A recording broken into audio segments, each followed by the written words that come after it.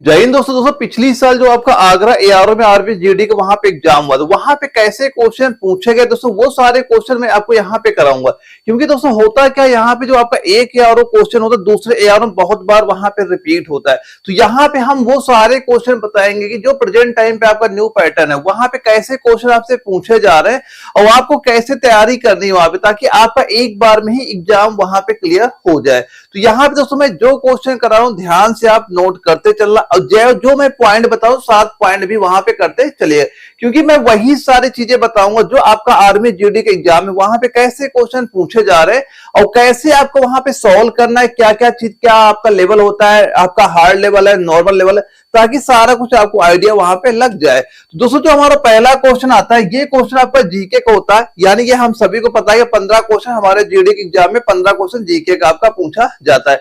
ये आपको जो आगरा एआरओ में पिछली साल एक क्वेश्चन यहां पूछा गया था, ये बताइए कि सिकंदर ने किस वर्ष भारत पर आक्रमण किया था। जहां पे 4 ऑप्शन इसके आपको ये दिया जा रहा है।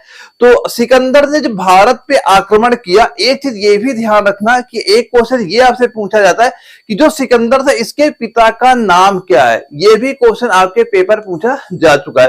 तो यहां पे इसका राइट आंसर क्या बता दोगे, ये आपका 326 जो ईसा पूर्व दिया जा रहा है, ये ऑप्शन सी आपका राइट आंसर यहां पे आपका हो जाएगा। अब एक पॉइंट ये नोट करना, अगर कभी आपसे ये पूछ लिया जाए जो सिकंदर था, अगर आपका सिकंदर के पिता का नाम आपसे पूछा जाए, क्या पूछा जाए, सिकंदर के पिता का नाम बता दो क्या था। पेपर में कई बार क्वेश्चन यहां पूछा जा चुका है। तो सिकंदर के पिता का नाम क्या बताएंगे, हम बताएंगे सीधा सीधा फिलिप। क्या नाम हो जाएगा, फिलिप, वो भी कौन सा, द्वितीय। फिलिप द्वितीय सिकंदर के पिता का नाम हो जाए, ये चीज भी आपको पता वहां पे होनी चाहिए। एक क्वेश्चन ये पूछा गया कि तराइन का जो द्वितीय युद्ध था ये कब लड़ा गया था। क्योंकि होता है क्या, जो आपके तराइन के वहां पे युद्ध हुए थे, प्रथम युद्ध है, द्वितीय युद्ध हुआ, दोस्तों यहाँ पे ऐसे क्वेश्चन पूछे जाते हैं कि ये युद्ध किस वर्ष हुआ था, आपसे वहां वर्ष पूछा जाता है। इसके साथ साथ ये पूछा जाता है ये युद्ध किनके बीच में वहां पे लड़ा गया था। और एक क्वेश्चन ये पूछा जा सकता है कि जो तराइन का प्रथम युद्ध किसने जीता था, या तो तराइन का जो द्वितीय युद्ध ये किसने जीता था। ये भी चीजें आपसे वहां पूछी जा सकती हैं। तो फिलहाल इसका आंसर क्या बताएंगे, जो आपका द्वितीय युद्ध यहाँ पे है ये कब लड़ा गया था, आप यहां बताएंगे ये 1192 ईस्वी में। ऑप्शन सी इसका राइट आंसर यहां पे आपका हो जाता है।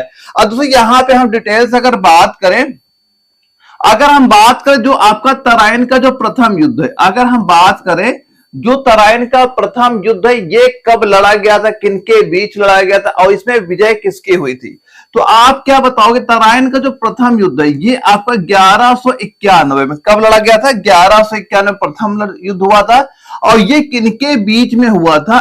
तो आप यहां पे क्या बता दोगे, ये बताओगे मोहम्मद गौरी, किसका नाम बता दोगे यहां पे, आप बताओगे मोहम्मद गौरी, और मोहम्मद गौरी और कौन था यहाँ पे, पृथ्वीराज चौहान, और दूसरा नाम किसका बता दोगे आप, पृथ्वीराज चौहान का नाम यहां पे बता दोगे। इनके बीच में ये युद्ध आपका वहां पे लड़ा गया था।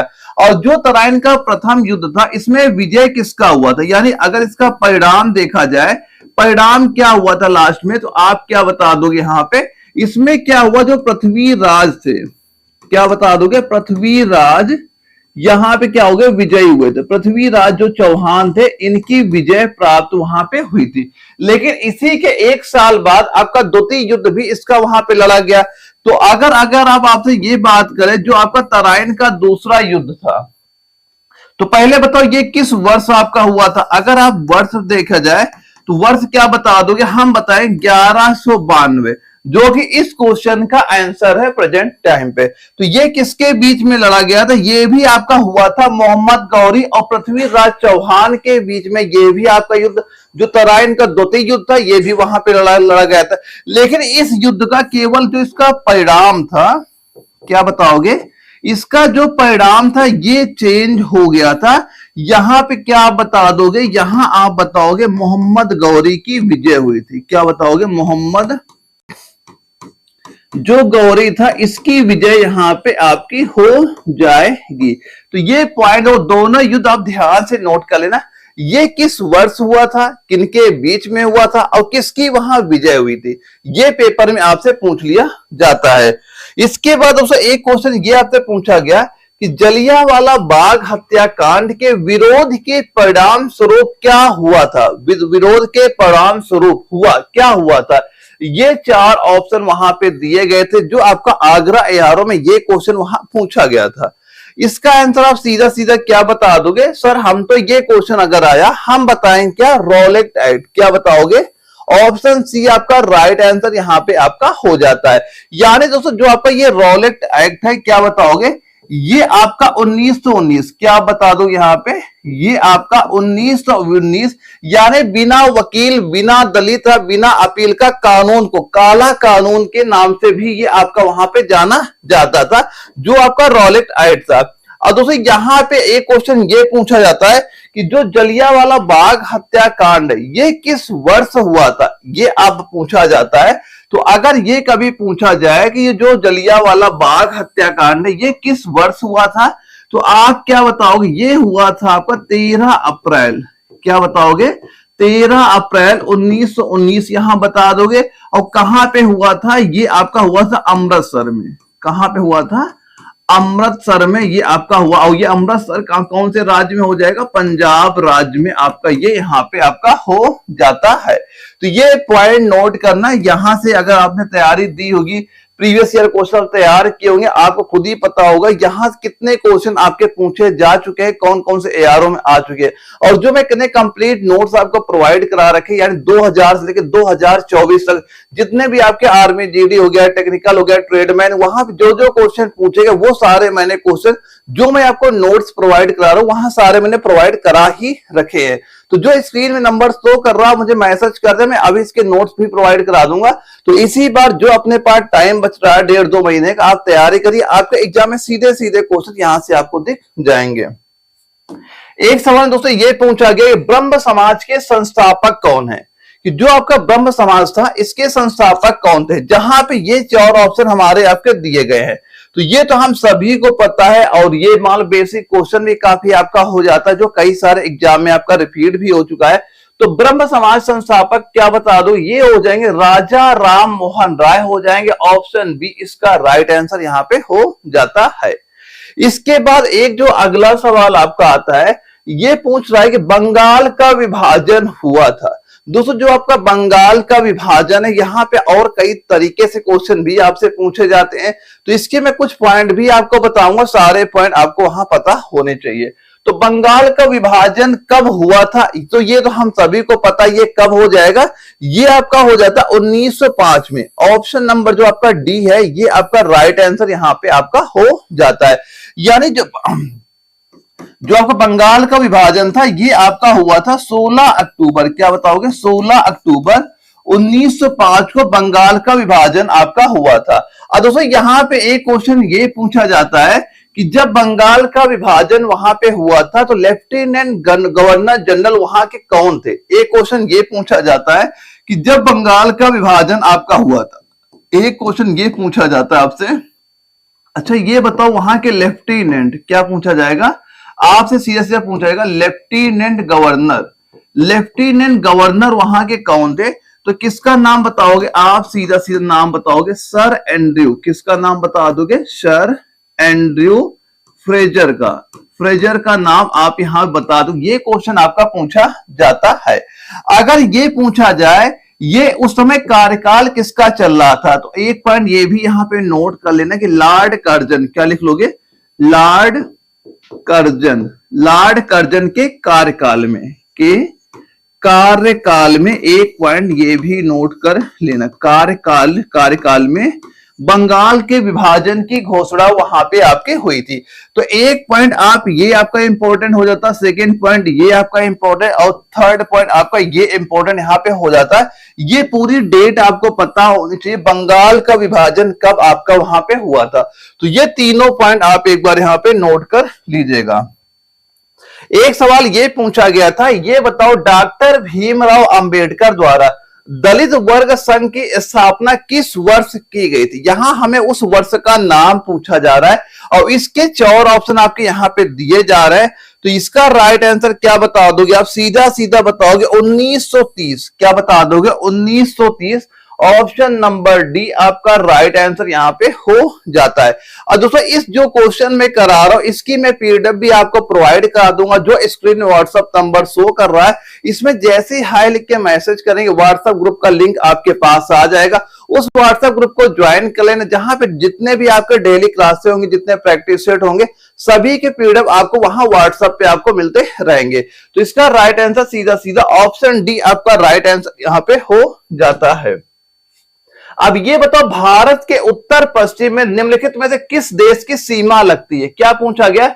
उत्तर पश्चिम में। तो जो भारत का उत्तर पश्चिम इलाका है वहां पे किस देश की सीमा लगती है ये पूछा जा रहा है। तो आप क्या बताओगे? वहां पे लगेगा अफगानिस्तान और पाकिस्तान। किसकी सीमा लगेगी?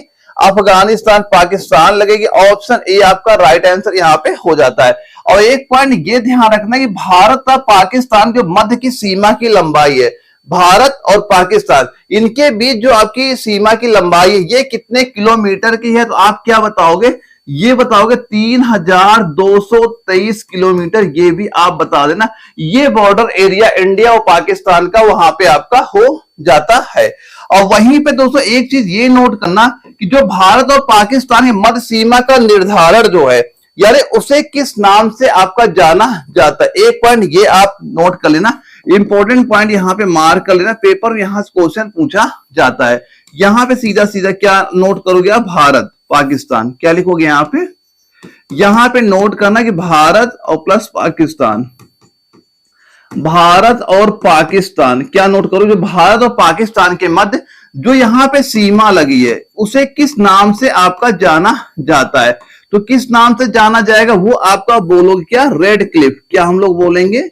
आप बोलोगे उसे रेड क्लिफ के नाम से जाना जाता है। और इस सीमा का निर्धारण किस वर्ष आपका हुआ था? अगर वर्ष आपसे पूछ लिया जाए तो आप क्या बताओगे? यहां पे नोट कर लेना, वर्ष का नाम भी नोट कर लेना। वर्ष क्या हो जाएगा?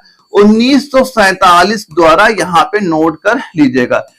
पहला तो पॉइंट ये नोट करना कि इंडिया पाकिस्तान के बीच जो बॉर्डर में जो रेखा खींची गई किस नाम से जानी जाएगी? Red Cliff. और ये कब खींची गई? आप ये डेट भी आपको पता वहां पे होनी चाहिए। इंपॉर्टेंट पॉइंट हो जाता है, यहां से क्वेश्चन आपका पूछा जाता है। और इंडिया और पाकिस्तान का जो बॉर्डर एरिया होता है यानी कि उसकी लंबाई कितनी अगर पूछ ली जाएगी, आप बताओगे 3323 किलोमीटर। आप वहां पे आंसर बता दीजिएगा। इस सवाल में यह पूछा गया निम्नलिखित में से कौन सी नदी अरब सागर में गिरती है? क्या पूछा गया? अरब सागर में कौन सी नदी वहां पे गिरती है? तो अरब सागर में कौन सी नदी गिरेगी ये हम सभी को पता है। क्या आप बताओगे यहां पे? सीधा सीधा ये आपकी होगी नर्मदा। निम्नलिखित में कौन सी नदी अरब सागर में गिरती है? हाँ सही हो जाएगा। क्या? ऑप्शन सी आपका नर्मदा यहां पे आपकी राइट आंसर यहां पे हो जाती है। दोस्तों कभी आपसे ये क्वेश्चन पूछा गया, अच्छा ये बताओ मैं कि जो नर्मदा नदी आपकी है ये कहां से बनके निकलती है, इसका उद्गम स्थल क्या है? अगर ये कभी आपसे पूछ लिया जाए तब आप क्या बताओगे? तो यहां पे एक पॉइंट ये नोट करिएगा कि अगर ये क्वेश्चन पूछा जाए कि नर्मदा नदी का उद्गम स्थल क्या है तो आप क्या बताओगे? आप सीधा सीधा क्या बताओगे? अमरकंटक। क्या बता दोगे यहां पे? जो आपकी अमरकंटक की पहाड़ी है, अमरकंटक की पहाड़ी, वहां से आपकी जो नर्मदा नदी है, जो आपकी ये नर्मदा नदी ये वहां से निकलती। कहां निकलेगी? अमरकंटक की पहाड़ी, इसका उद्गम स्थल वहां पे आपका हो जाता है। और दोस्तों एक पॉइंट ये भी नोट कर लेना, अच्छा ये बताओ, अच्छा जो आपका अरब सागर है, अरब सागर है, अब ये बताओ अरब सागर में कौन कौन सी नदियां वहां पे गिरती हैं? अगर यही आपसे पूछा जाए तो एक नदी तो आपकी नर्मदा होगी। मैं कुछ नदियों के और नाम बता देता हूं जो कि सारी सारी अरब सागर में ही वहां पे गिरती है। कौन कौन सी नदी गिरेगी? एक तो आप ये बताओगे जैसे कि नर्मदा तो हमें पता ही होगा, एक पहला लिख दिया हमने नर्मदा नदी। इसके बाद आपने बताया जो आपकी ताप्ती नदी है, दूसरी ताप्ती नदी। इसके बाद बता दिया आपने जो साबरमती, क्या बता दिया यहाँ पे? साबरमती नदी। इसके बाद ये बता दो आपके शरावती, एक लिख लिया आपने शरावती नदी। इसके बाद जैसे आपकी होगी मांडवी नदी, और कौन सी होगी आपकी? मांडवी नदी। एक नोट का जैसे आपका पेरियार, एक और नोट कर लेना, क्या? पेरियार नदी। एक और नोट करना जैसे आपकी जो पंबा नदी है, क्या बोलोगे? पंबा नदी। ये सारी सारी नदियां कहां पे गिरेंगी? ये आपकी गिरती कहां पे? नर्मदा नदी पे आपकी ये वहां पे गिरती है। तो ये सारे पॉइंट यहाँ पे नोट, वैसे यहाँ पे आपका माही भी आता है, तापी भी आएगा, और नर्मदा, मांडवी, ये नदियां क्या होती है, ज्वार उन्मुख होती है। देखो एक पॉइंट ये भी नोट कर लेना, पहले ये पॉइंट नोट करना, आगे जो क्वेश्चन आएगा इसके जो बचे पॉइंट है वो मैं वहां पे आपको क्लियर करा दूंगा। तो पहले ये सारे पॉइंट नोट कर लेना कि अरब सागर में कौन कौन सी नदियां आपकी वहां पे गिरती हैं, तो ये सारे पॉइंट आपके यहाँ पे क्लियर होने चाहिए। अब अगर एक क्वेश्चन ये पूछा गया था, भारत की निम्नलिखित में से किस देश के साथ खुली सीमा है, खुली सीमा किस देश के साथ है, ये चीज अगर पूछी जाती है तो आप यहां पे इसका आंसर क्या बता देंगे, आप बताओगे ये आंसर हो जाएगा नेपाल के साथ। क्या बताओगे, नेपाल से बताओगे। ऑप्शन सी इसका राइट आंसर यहां पे आपका हो जाता है। अगर ये क्वेश्चन पूछा जाए जो नेपाल हो गया, भारत हो गया, इसके बीच जो आपका एरिया, जो बॉर्डर एरिया है, इसकी लंबाई कितनी है, अगर ये क्वेश्चन आपसे पूछा जाए। अच्छा ये बताओ, एक जो आपका नेपाल देश है, नेपाल देश है और प्लस भारत देश है, इनके बीच कितनी सीमा वहां पे साझा होती है, तो आप क्या बताओगे, ये बताओगे 1751 किलोमीटर की सीमा यहाँ पे साझा आपकी होती है। और एक क्वेश्चन अगर ये पूछा जाए, अच्छा ये हमें बता दो उस राज्य का नाम बताओ जहां पे आपका वो राज्य कौन सा है जो नेपाल के साथ सबसे ज्यादा सीमा साझा करता है। एक ये भी पॉइंट यहाँ पे नोट कर लेना कि जो आपका नेपाल है, नेपाल के साथ कौन सा आपका स्टेट सबसे ज्यादा सीमा साझा वहां पे करेगा, तो नेपाल के साथ क्या नोट कर लोगे यहां पे, बिहार जो राज्य, क्या बताओगे, बिहार राज्य, बिहार राज्य की सीमा, बिहार राज्य सीमा क्या बताओगे, सर्वाधिक है। क्या बता दो यहां पे, सर्वाधिक सीमा जो साझा करता है कौन हो जाएगा, नेपाल के साथ बिहार राज्य आपका वहां पे हो जाएगा। तो ये पॉइंट, दोनों पॉइंट यहां पे सीधा सीधा नोट कर लीजिएगा। इसके बाद उसमें एक क्वेश्चन ये पूछ रहा है, भारत का सबसे लंबा नदी पुल ढोला सादिया निम्नलिखित में से किस नदी पे बनाया जा रहा है, उस नदी का नाम आपसे पूछा गया, ये किस नदी पे आपका बनाया गया है। तो आप इसका आंसर क्या बताओगे, सीधा सीधा हम तो ये बता देंगे, इसका आंसर क्या हो जाएगा, ये ब्रह्मपुत्र नदी हो जाएगा। ऑप्शन नंबर बी आपका राइट आंसर यहाँ पे आपका हो जाता है। दोस्तों यहाँ पे एक क्वेश्चन ये पूछा गया था एक बार कि ये जो आपका पुल वहां बनाया जा रहा है ये किस वर्ष बनाया गया था, ये पूछा जाता है। और ब्रह्मपुत्र नदी से भी कई सारे क्वेश्चन और आपसे पूछे जाते हैं। पहला तो एक पॉइंट ये नोट करना, इसका उद्घाटन कब हुआ था, अगर आपसे ये क्वेश्चन पूछ लिया जाए, अच्छा हमें ये बताओ इसका उद्घाटन कब हुआ था, आप वर्ष का नाम बता दोगे, तो आप क्या बताओगे यहाँ पे 26 मई, क्या बताओगे 26 मई 2017 को प्रधानमंत्री नरेंद्र मोदी द्वारा इसका वहां पे उद्घाटन आपका वहां पे किया गया था। और ये पूछा जाए, अच्छा ये जो पुल बनाया भी जा रहा है इसकी लंबाई कितनी है, अगर लंबाई आपसे पूछ ली जाए तो आप क्या बताओगे, इसकी लंबाई हो जाएगी 9.15 किलोमीटर, 15 किलोमीटर, या फिर आप कह सकते हो 5.69 मील आप बता सकते, ये इसकी लंबाई हो जाएगी। ये क्या बताओ, मील, ये इसकी वहां पे लंबाई आपकी यहां पे हो जाती है।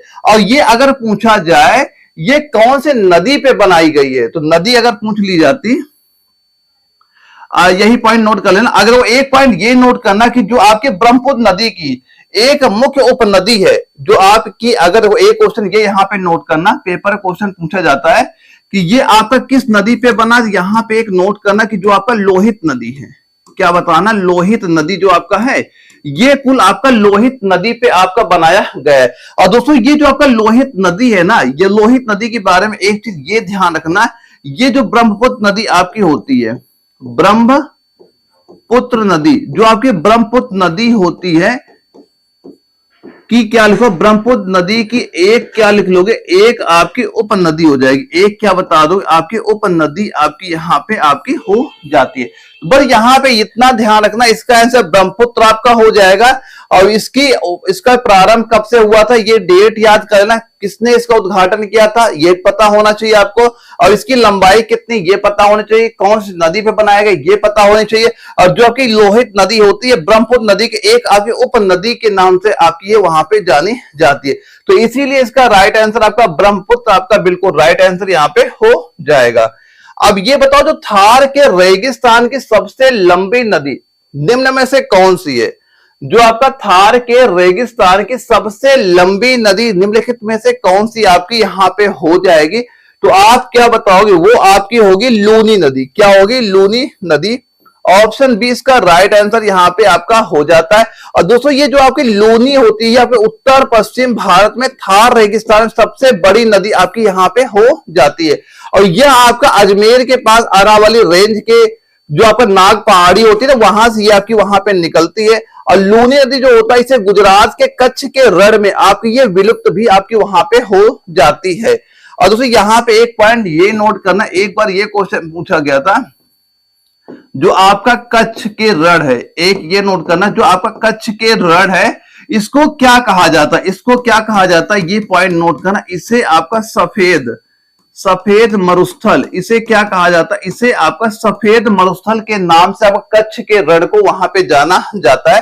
तो एक पॉइंट आप इसका ये नोट करना, इंपॉर्टेंट पॉइंट यहां पे ये हो जाता है। अब ये बताइए, एक क्वेश्चन ये पूछा गया, भारत एशिया के किस भाग में स्थित, जो आपका भारत है एशिया के किस भाग में आपका स्थित है। तो आपके पेपर ये क्वेश्चन अगर पूछ लिया जाता, आप इसका आंसर क्या बताओगे, सीधा सीधा ये हो जाएगा आपका दक्षिण एशिया। क्या हो जाएगा, दक्षिण एशिया। ऑप्शन बी आपका राइट आंसर यहां पे आपका हो जाता है। और दोस्तों यहां पे कुछ पॉइंट ये नोट करना जो कि आपके अक्सर यहां पे एग्जाम में क्वेश्चन पूछे जाते हैं। जैसे कि अगर कभी आपसे दोस्तों ये पूछा गया कि ये बताओ विश्व की सबसे गहरी झील, अगर ये क्वेश्चन पूछा जाए विश्व की सबसे गहरी झील बता दो क्या है, गहरी झील, पेपर कई बार क्वेश्चन यहां पूछा जा चुका है, क्या बताओगे, ये हो जाएगी आपकी बैकाल झील। किसका नाम बताओगे आप, यहां पे बैकाल झील का नाम बता दोगे। और ये बैकाल झील किस देश में स्थित है, आप क्या बताओ, ये आपका रूस में है। कहां पे स्थित है, तो आप बताओगे ये आपका रूस में, ये आपकी झील वहां पे स्थित हो जाएगी।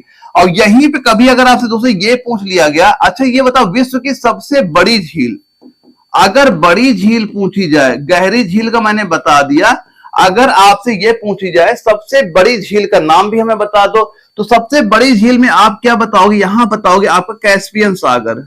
क्या बता दोगे, जो आपका कैस्पियन सागर है, क्या आंसर बताओगे, कैस्पियन सागर जो आपकी होती है ये सबसे बड़ी झील आपकी यहां पे स्थित हो जाती है। या भी दोस्तों अगर कभी ये आपसे पूछा गया कि ये बताओ विश्व का सबसे निचला हिस्सा क्या है, विश्व का सबसे नीचा स्थान, अगर नीचा स्थान भी आपसे पूछ लिया जाए विश्व का, क्या हो जाएगा, तो आप किसका नाम बताओगे, आप बताओगे मृत सागर का। किसका नाम बताओगे, मृत सागर का, जो कि एशिया का ही एक भाग है। जो मृत सागर है ये भी आपका एशिया में ही आता है। तो ये तीन वो पॉइंट हैं जहां से आपके अक्सर एग्जाम में क्वेश्चन पूछे जाते हैं। गहरी झील पूछे, बड़ी झील पूछे, या सबसे गहरा स्थान पूछे, ये तीनों पॉइंट आपको वहां पे क्लियर आपको पता होने चाहिए। अब ये बताइए, एक सवाल ये आपसे पूछा गया कि भारतीय संविधान के निम्नलिखित में से कौन से भाग का संबंध राज्य के नीति निर्देशक सिद्धांत से आपका है। तो इसमें हमसे पूछा गया कौन सा भाग आपका यहां पे होगा, तो आप क्या बता दो कौन सा भाग हो जाएगा, ये आपका हो जाएगा भाग नंबर जो 4 दिया गया, ऑप्शन बी आपका राइट आंसर यहां पे आपका हो जाता है। और वहीं पे अगर ये क्वेश्चन पूछ लिया जाए, अच्छा ये किस अनुच्छेद के अंतर्गत आता है, क्योंकि हमें तो ये पता हो गया, हमें तो चलो भाग पता हो गया, भाग नंबर ये हमारे 4 के अंतर्गत आएगा, ये पता हो गया। और वहीं पे अगर हमसे अनुच्छेद पूछा जाता है किस अनुच्छेद के अंतर्गत आएगा, तो क्या बताओगे, अनुच्छेद नंबर 36 से 51 के अंतर्गत आपका ये वहां पे आ जाएगा। अब ये पूछा जाए, अच्छा ये जो आपके नीति निर्देशक सिद्धांत है ये किस देश के संविधान से आपके लिए गए हैं, तो अगर दोस्तों अगर ये क्वेश्चन पूछा किस देश के संविधान से आपके लिए गए हैं, तो आप क्या बताओगे, आप बताओगे सीधा सीधा आपका आयरलैंड। किसका नाम बता दोगे, आयरलैंड का नाम वहां पे आप लिख लेना। और दूसरा जो आप ये नीति निर्देशक सिद्धांत है ना, यहां पे एक पॉइंट ये नोट कर लेना कि इन्हें आपका कानून के द्वारा इन्हें में कोई बदलाव वहां पे नहीं किया जा सकता है। तो इसके बारे में इतनी चीजें आपको पता होनी चाहिए, किस भाग में आता है, किस अनुच्छेद में आता है, किस देश से आपका वहां पे लिया गया है। इसके बाद एक क्वेश्चन आपका ये आया था, भारत में सर्वोच्च न्यायालय के न्यायाधीशों का वेतन किसके द्वारा निर्धारित किया जाता है, किसके द्वारा आपको दिया जाता है, उन्हें प्रोवाइड कराया जाता है। तो आप क्या बताओगे, आप बताओगे जो भारत की संसद, क्या बताओगे, भारत की संसद। ऑप्शन डी आपका राइट आंसर यहां पे आपका हो जाता है। दोस्तों एक क्वेश्चन आपको ये भी पूछा जाता कि जो आपकी संसद होती है, संसद ये बताओ किससे मिलके बनी होती है। तो आप क्या बताओ, जो आपकी संसद होती है, तो भारत को जो राष्ट्रपति हो गया, लोकसभा हो गया, राज्यसभा हो गया, इन तीनों को मिला के भारत की संसद का निर्माण वहां पे होता है। तो ये भी आपके एग्जाम में क्वेश्चन पूछा जा चुका है, संसद का निर्माण किस किस से मिलके वहां पे हुआ है। तो आप क्या बताओगे, राष्ट्रपति, लोकसभा, राज्यसभा, इन तीनों से मिलके आपका संसद का निर्माण वहां पे हुआ था। अब ये बताओ अच्छा कि वर्ष में प्रधानमंत्री की अध्यक्षता में योजना आयोग की स्थापना की गई थी।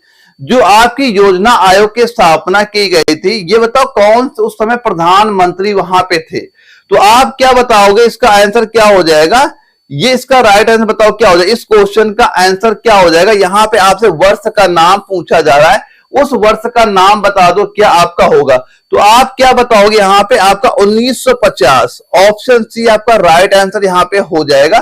पूरी डेट क्या हो जाएगी, नोट करेंगे क्या, 15 मार्च 1950। 1950 यहां पे एक पॉइंट ये नोट कर लेना। और इसमें क्या होता है, ये आपकी जो योजना आयोग होती है, जो आपकी एक ये योजना आयोग होती है, ये आपकी गैर संवैधानिक निकाय, क्या बताओगे, गैर संवैधानिक निकाय आपकी हो जाती है। और इसका प्रमुख कार्य क्या होता है, पंचवर्षीय योजनाओं के लिए योजना बनाना, इसका मेन काम वहां पे होता है। लेकिन दोस्तों जो आपका ये योजना आयोग है ना, ये आपका जो योजना आयोग होता है, इसको 2014 में क्या नोट करोगे, 2014 में योजना आयोग को समाप्त आपका ये कर दिया गया, यानी 2014 में योजना आयोग को समाप्त वहां पे कर दिया गया था। इसके बाद ये याद करना कि 1 जनवरी 2015 को इसकी जगह आपका नीति आयोग, इसी की जगह आपका नीति आयोग की स्थापना वहां पे आपकी कर दी गई थी। तो ये पॉइंट नोट करना कि योजना आयोग अगर कभी ये क्वेश्चन पूछा जाए कब से समाप्त किया गया, 2014 समाप्त कर दिया गया था। और 1 जनवरी 2015 से आपका योजना आयोग की जगह आपका नीति आयोग आपका यहां पे बना दिया गया।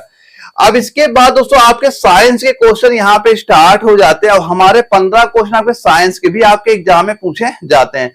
तो पहला क्वेश्चन ये पूछ रहा है कि उत्तल दर्पण का प्रयोग किस में किया जाता है, जो आपका उत्तल दर्पण होता है। अब बताओ इसका यूज कहां पे होता है, हम लोग कहां पे इसका प्रयोग करते हैं। तो ये सारे क्वेश्चन मैं वो करा रहा हूं जो अभी आपके आगरा एआरओ में जीडी एग्जाम में क्या क्या क्वेश्चन पूछे जा रहे हैं, ताकि आपको ये पता चले क्या लेवल अभी यहाँ पे आ रहा है, अब आपको तैयारी कैसे वहां पे करनी है। क्योंकि आपके एग्जाम में रिपीट क्वेश्चन बहुत होते हैं, ये चीज आप वहां पे ध्यान रखिएगा। तो इसका राइट आंसर क्या बताओगे, वाहनों में रिव्यूअर मिरर के लिए ऑप्शन ए आपका यहाँ पे बिल्कुल राइट आंसर यहाँ पे आपका हो जाता है। दोस्तों यहाँ पे कुछ चीजें और याद करना कि देखो जो आपका उत्तल दर्पण होता है, इसका प्रयोग आपका वाहनों में जो आपका रिव्यू देखा होगा पीछे का हम लोग देखते हैं, वहां पे उसको देखने के लिए आपको यहाँ पे उत्तल दर्पण का ही वहां पे यूज करते हैं। और इसके बाद जो सड़क पर लगे आपके परावर्तक लैंपों में उत्तल दर्पण का प्रयोग होता है। एक चीज ये नोट करना कि जो आपके सड़क पर लगे, एक ये भी नोट कर, और कहां पे यूज होता है कि सड़क पर लगे, क्या बताओगे, सड़क पर लगे परावर्तक, सड़क पर लगे आपका जो परावर्तक लैंप में इसका यूज होता है, परावर्तक लैंप में इसका आपका यूज होता है। इसके बाद एक चीज ये नोट करना कि जो आपके जो डॉक्टर होते हैं, क्या नोट करोगे यहाँ पे नोट करना, चिकित्सक, इसका और कौन यूज करता है, जो आपके चिकित्सक होते हैं, जो डॉक्टर होते हैं, वो भी इसका यूज वहां पे करते हैं। और कहां कहां पे करते हैं, जैसे आपका कान हो गया, क्या कान हो गया, नाक हो गया, क्या कान, नाक, गले, कान, नाक, गले आदि आदि, क्या लिख लोगे, आदि। यानी यहाँ पे इनके जो किसी की इंफेक्शन नहीं हो जाता उसको देखने के लिए वहां पे यूज आपका किया जाता है। आपने देखा होगा जब आपका वहां पे मेडिकल कराया जाता है तो वहां पे डॉक्टर जो आपके कान में चेक करते हैं, वहां पे इसी लेंस का वहां पे यूज किया जाता है, इसी लेंस का आपका वो वहां पे यूज करते हैं। तो यहाँ पे ये सारे पॉइंट नोट कर लेने कि उत्तल दर्पण का यूज कहां कहां पे होता है।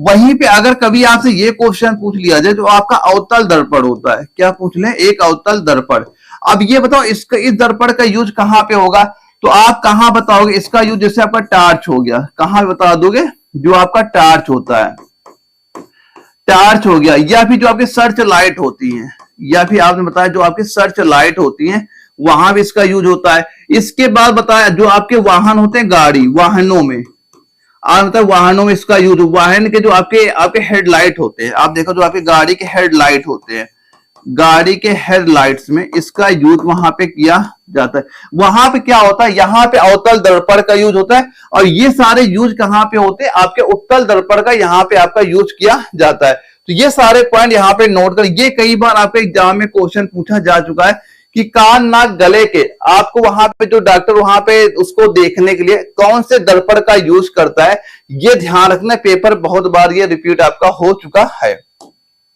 अगले क्वेश्चन दोस्तों ये पूछा गया, अच्छा ये बता, लोहे में जंग लगना इनमें से किसका समान उदाहरण है? जो लोहे में जंग लगता है बताओ कैसा है, रासायनिक है, भौतिक है, ऊष्माक्षेपी, कैसा परिवर्तन आपका यहाँ पे होता है? तो दोस्तों जो आपका लोहे में जंग लगता है ना, ये आपका रासायनिक परिवर्तन होता है। दोस्तों रासायनिक परिवर्तन कैसे परिवर्तन होते हैं? रासायनिक परिवर्तन वो आपके वैसे परिवर्तन होते हैं कि अगर एक चीज का रूप दूसरे रूप में बदल जाए और वो पुनः अपनी पुरानी अवस्था में ना आ पाए, वो आपका रासायनिक परिवर्तन वहां पे होता है। अब यहाँ पे एग्जाम्पल तौर ये भी आप देख सकते हैं, जैसे पेट्रोल हो गया, पेट्रोल को अगर आप एक बार जला दे तो क्या दोबारा पेट्रोल आपका बन पाएगा? नहीं बन पाएगा। तो वो होता है आपका रासायनिक परिवर्तन। और भौतिक परिवर्तन क्या होता है, वो परिवर्तन होते हैं कि अगर उसका एक बार रूप वहां पे चेंज हो जाता है, पुनः वो अपनी पुरानी अवस्था में फिर आ सकता। जैसे आपका बर्फ हो गया, बर्फ को अगर आप पिघला दो वो आपका जल बन गया, अब उसी जल को अगर आप फिर से मान लो ठंडा कर दो, उसे हम फिर बर्फ बना सकते हैं। तो ये होते हैं भौतिक परिवर्तन। ये आपको इन दोनों का डिफरेंट वहां पता होना चाहिए। तो यहाँ पे क्या बता दो, ये आपका हो जाएगा रासायनिक परिवर्तन, आपका यहाँ पे आपका हो जाता है। अब दोस्तों यहाँ पे अगर रासायनिक परिवर्तन एक दो एग्जांपल और आप देखना चाहें, ये देख सकते हैं, जैसे आपका दूध का दही में परिवर्तन, आप ये बता सकते हैं दूध का दही में परिवर्तन। अगर दूध से, ये बताओ दूध से अगर एक बार दही बन जाए तो क्या आप दही से दूध बना सकते? नहीं बना सकते। ये भी आपका रासायनिक परिवर्तन हो जाता है। एक बार ये आप लिख सकते, जैसे आपका अगरबत्ती का जलना, ये भी आपका अगरबत्ती का जलना। अगर अगरबत्ती एक बार आपकी जल गई तो क्या दोबारा अगरबत्ती वहां बना पाएंगे? नहीं बना पाएंगे। तो ये भी आपका रासायनिक परिवर्तन भी आपका यहाँ पे हो जाएगा। तो ये कुछ एग्जाम्पल आपके हो जाते हैं रासायनिक परिवर्तन के। अब ये बताओ, अच्छा आपका एडीएच का पूरा नाम क्या है? एडीएच का पूरा नाम आपका यहाँ पे क्या हो जाएगा? तो एडीएच का पूरा नाम क्या होता है? ये आपका हो जाएगा anti diuretic hormone. Option A इसका राइट आंसर यहाँ पे आपका हो जाता है। यानी जो गुर्दे द्वारा शरीर में पानी की मात्रा को नियंत्रित करने में मदद आपका ये हार्मोन वहां पे करता है। ये हार्मोन का काम क्या होता है? गुर्दे द्वारा शरीर में पानी की मात्रा जो होती है इसको कंट्रोल करने में ये हार्मोन जो होता है ये हेल्प वहां पे करता है। ऑप्शन ए इसका राइट आंसर यहां पे हो जाएगा। अब ये बताइए इनमें से कौन सी राशि सदिश नहीं है? देखो यहां पूछा गया कौन सी आपकी सदिश नहीं है, तो आपको इनके आंसर तभी दे पाएंगे जब आपको सदिश कौन सी राशियां होती हैं, अदिश राशियां कौन सी, जब ये सारी पता होंगी तभी आप इनके आंसर वहां पे दे पाएंगे। दोस्तों यहां पे पूछा गया इनमें से कौन सी राशि सदिश आपके नहीं है। दोस्तों यहां मैं कुछ बता देता हूं, जो सदिश राशि कई बार आपके एग्जाम पे पूछे जाती हैं। जैसे कि एक आपका बल हो गया, ये पेपर वो एग्जाम्पल जो अक्सर आपके रिपीट वहां पे हुआ करते हैं। जैसे आपका बल हो गया, बल के बाद आपने बताया जो आपका संवेग हो गया, क्या हो गया? संवेग हो गया। संवेग के बाद जैसे आपका भार हो गया, भार के बाद जैसे आपका विस्थापन, भार के बाद आपने क्या बता दिया? विस्थापन हो गया। इसके बाद जैसे आप बता दिया त्वरण बल, इसके बाद बता दिया आपने त्वरण बल।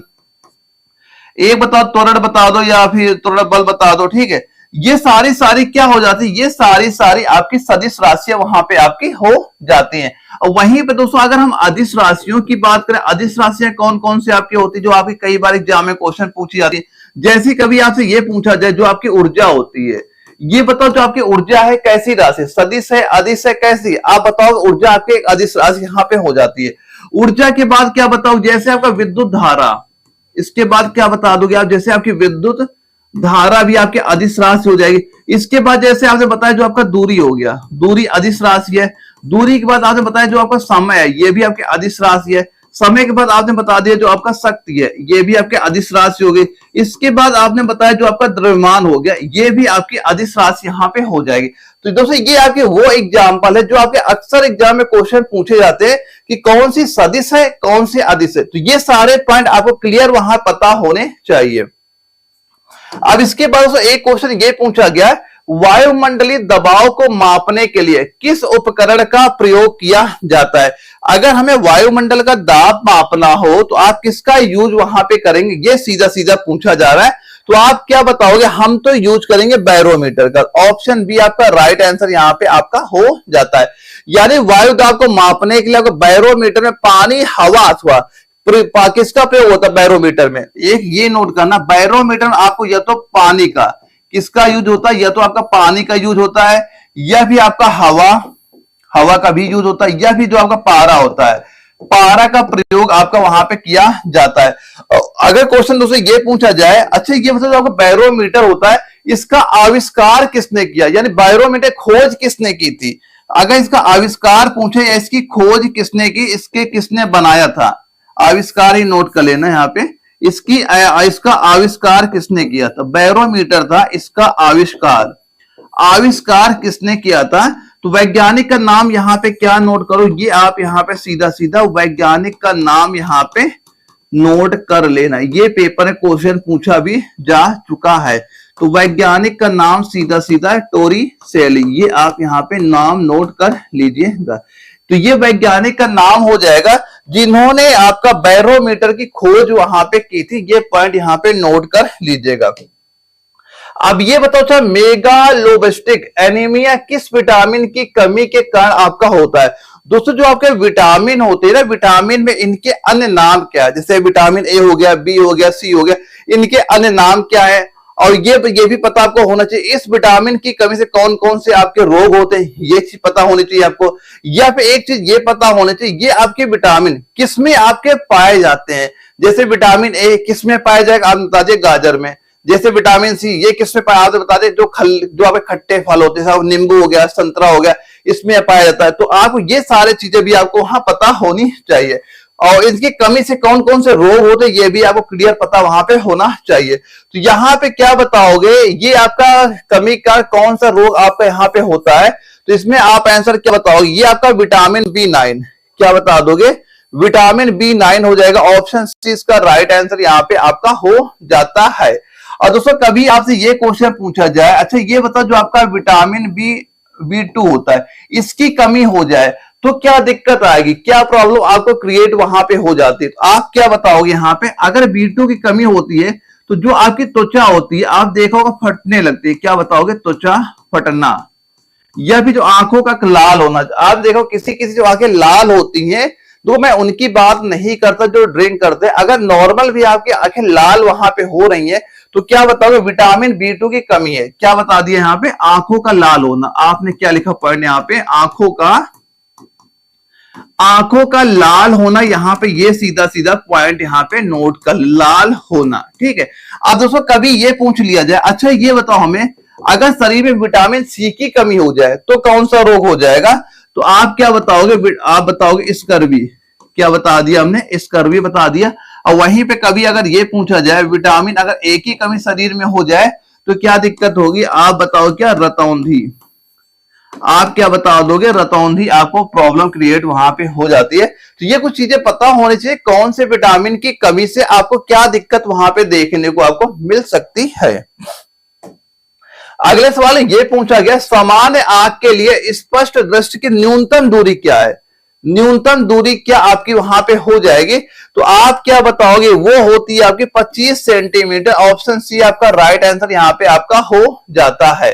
क्या बता दोगे, देखो न्यूनतम दूरी मतलब ये होता है, जैसे कि आप देखो न्यूज़पेपर पढ़ते हैं, आप जब किसी चीज को ज्यादा अपने पास ले आएंगे ना तब भी आप उसे वहां पे नहीं देख पाएंगे। तो ये चीज पूछी जा रही है कि कितना हम मिनिमम पास अपने पास ला सकते हैं कि हम उन अक्षरों को आराम से पढ़ लें। तो वो होता आपका 25 सेंटीमीटर वहां पे आपका हो जाता है। अगला क्वेश्चन ये पूछा गया, मानव शिशु के शरीर में कितनी आपकी हड्डियां होती है। तो यहां पे कंफ्यूज कभी नहीं होना। देखो एक अगर पूछा गया मानव शिशु, या बच्चों में कितनी हड्डियां होती, या आपसे ये पूछा जा सकता है वयस्कों में कितनी हड्डियां होती है। तो दोनों के आंसर आपके डिफरेंट है, अलग है, और दोनों चीजें आपको पता भी वहां पे होनी चाहिए। तो अगर मानव शिशु के शरीर में कितनी हड्डियां हैं आपसे पूछा जाएगा, तो आप क्या बताओगे? 270। क्या बताओगे? ऑप्शन सी आपका 270 आपका राइट आंसर यहां पे आपका हो जाता है।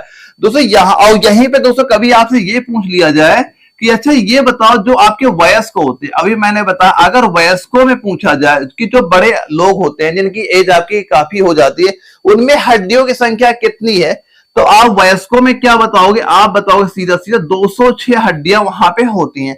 अब कभी अगर आपसे ये पूछा जाए अच्छा ये बताओ जो खोपड़ी आपकी होती है, जो मस्तिष्क हमारा होता है, इसमें कितनी हड्डियां आपकी होती हैं, तो अगर कभी आपसे ये पूछा जाए अच्छा ये बताओ जो खोपड़ी होती है, अगर खोपड़ी में हड्डियों की संख्या पूछ ली जाती, आप बताओ कितनी? आपकी 29 हड्डियां यहां पे पाई जाती है। दोस्तों हड्डियों के बारे में कुछ चीजें और नोट करना जहां से एग्जाम में क्वेश्चन आपसे पूछ लिया जाता है। एक चीज तो आपसे ये पूछी जाती है अच्छा ये बताओ शरीर की, अगर कभी ये पूछा गया शरीर की सबसे लंबी, शरीर की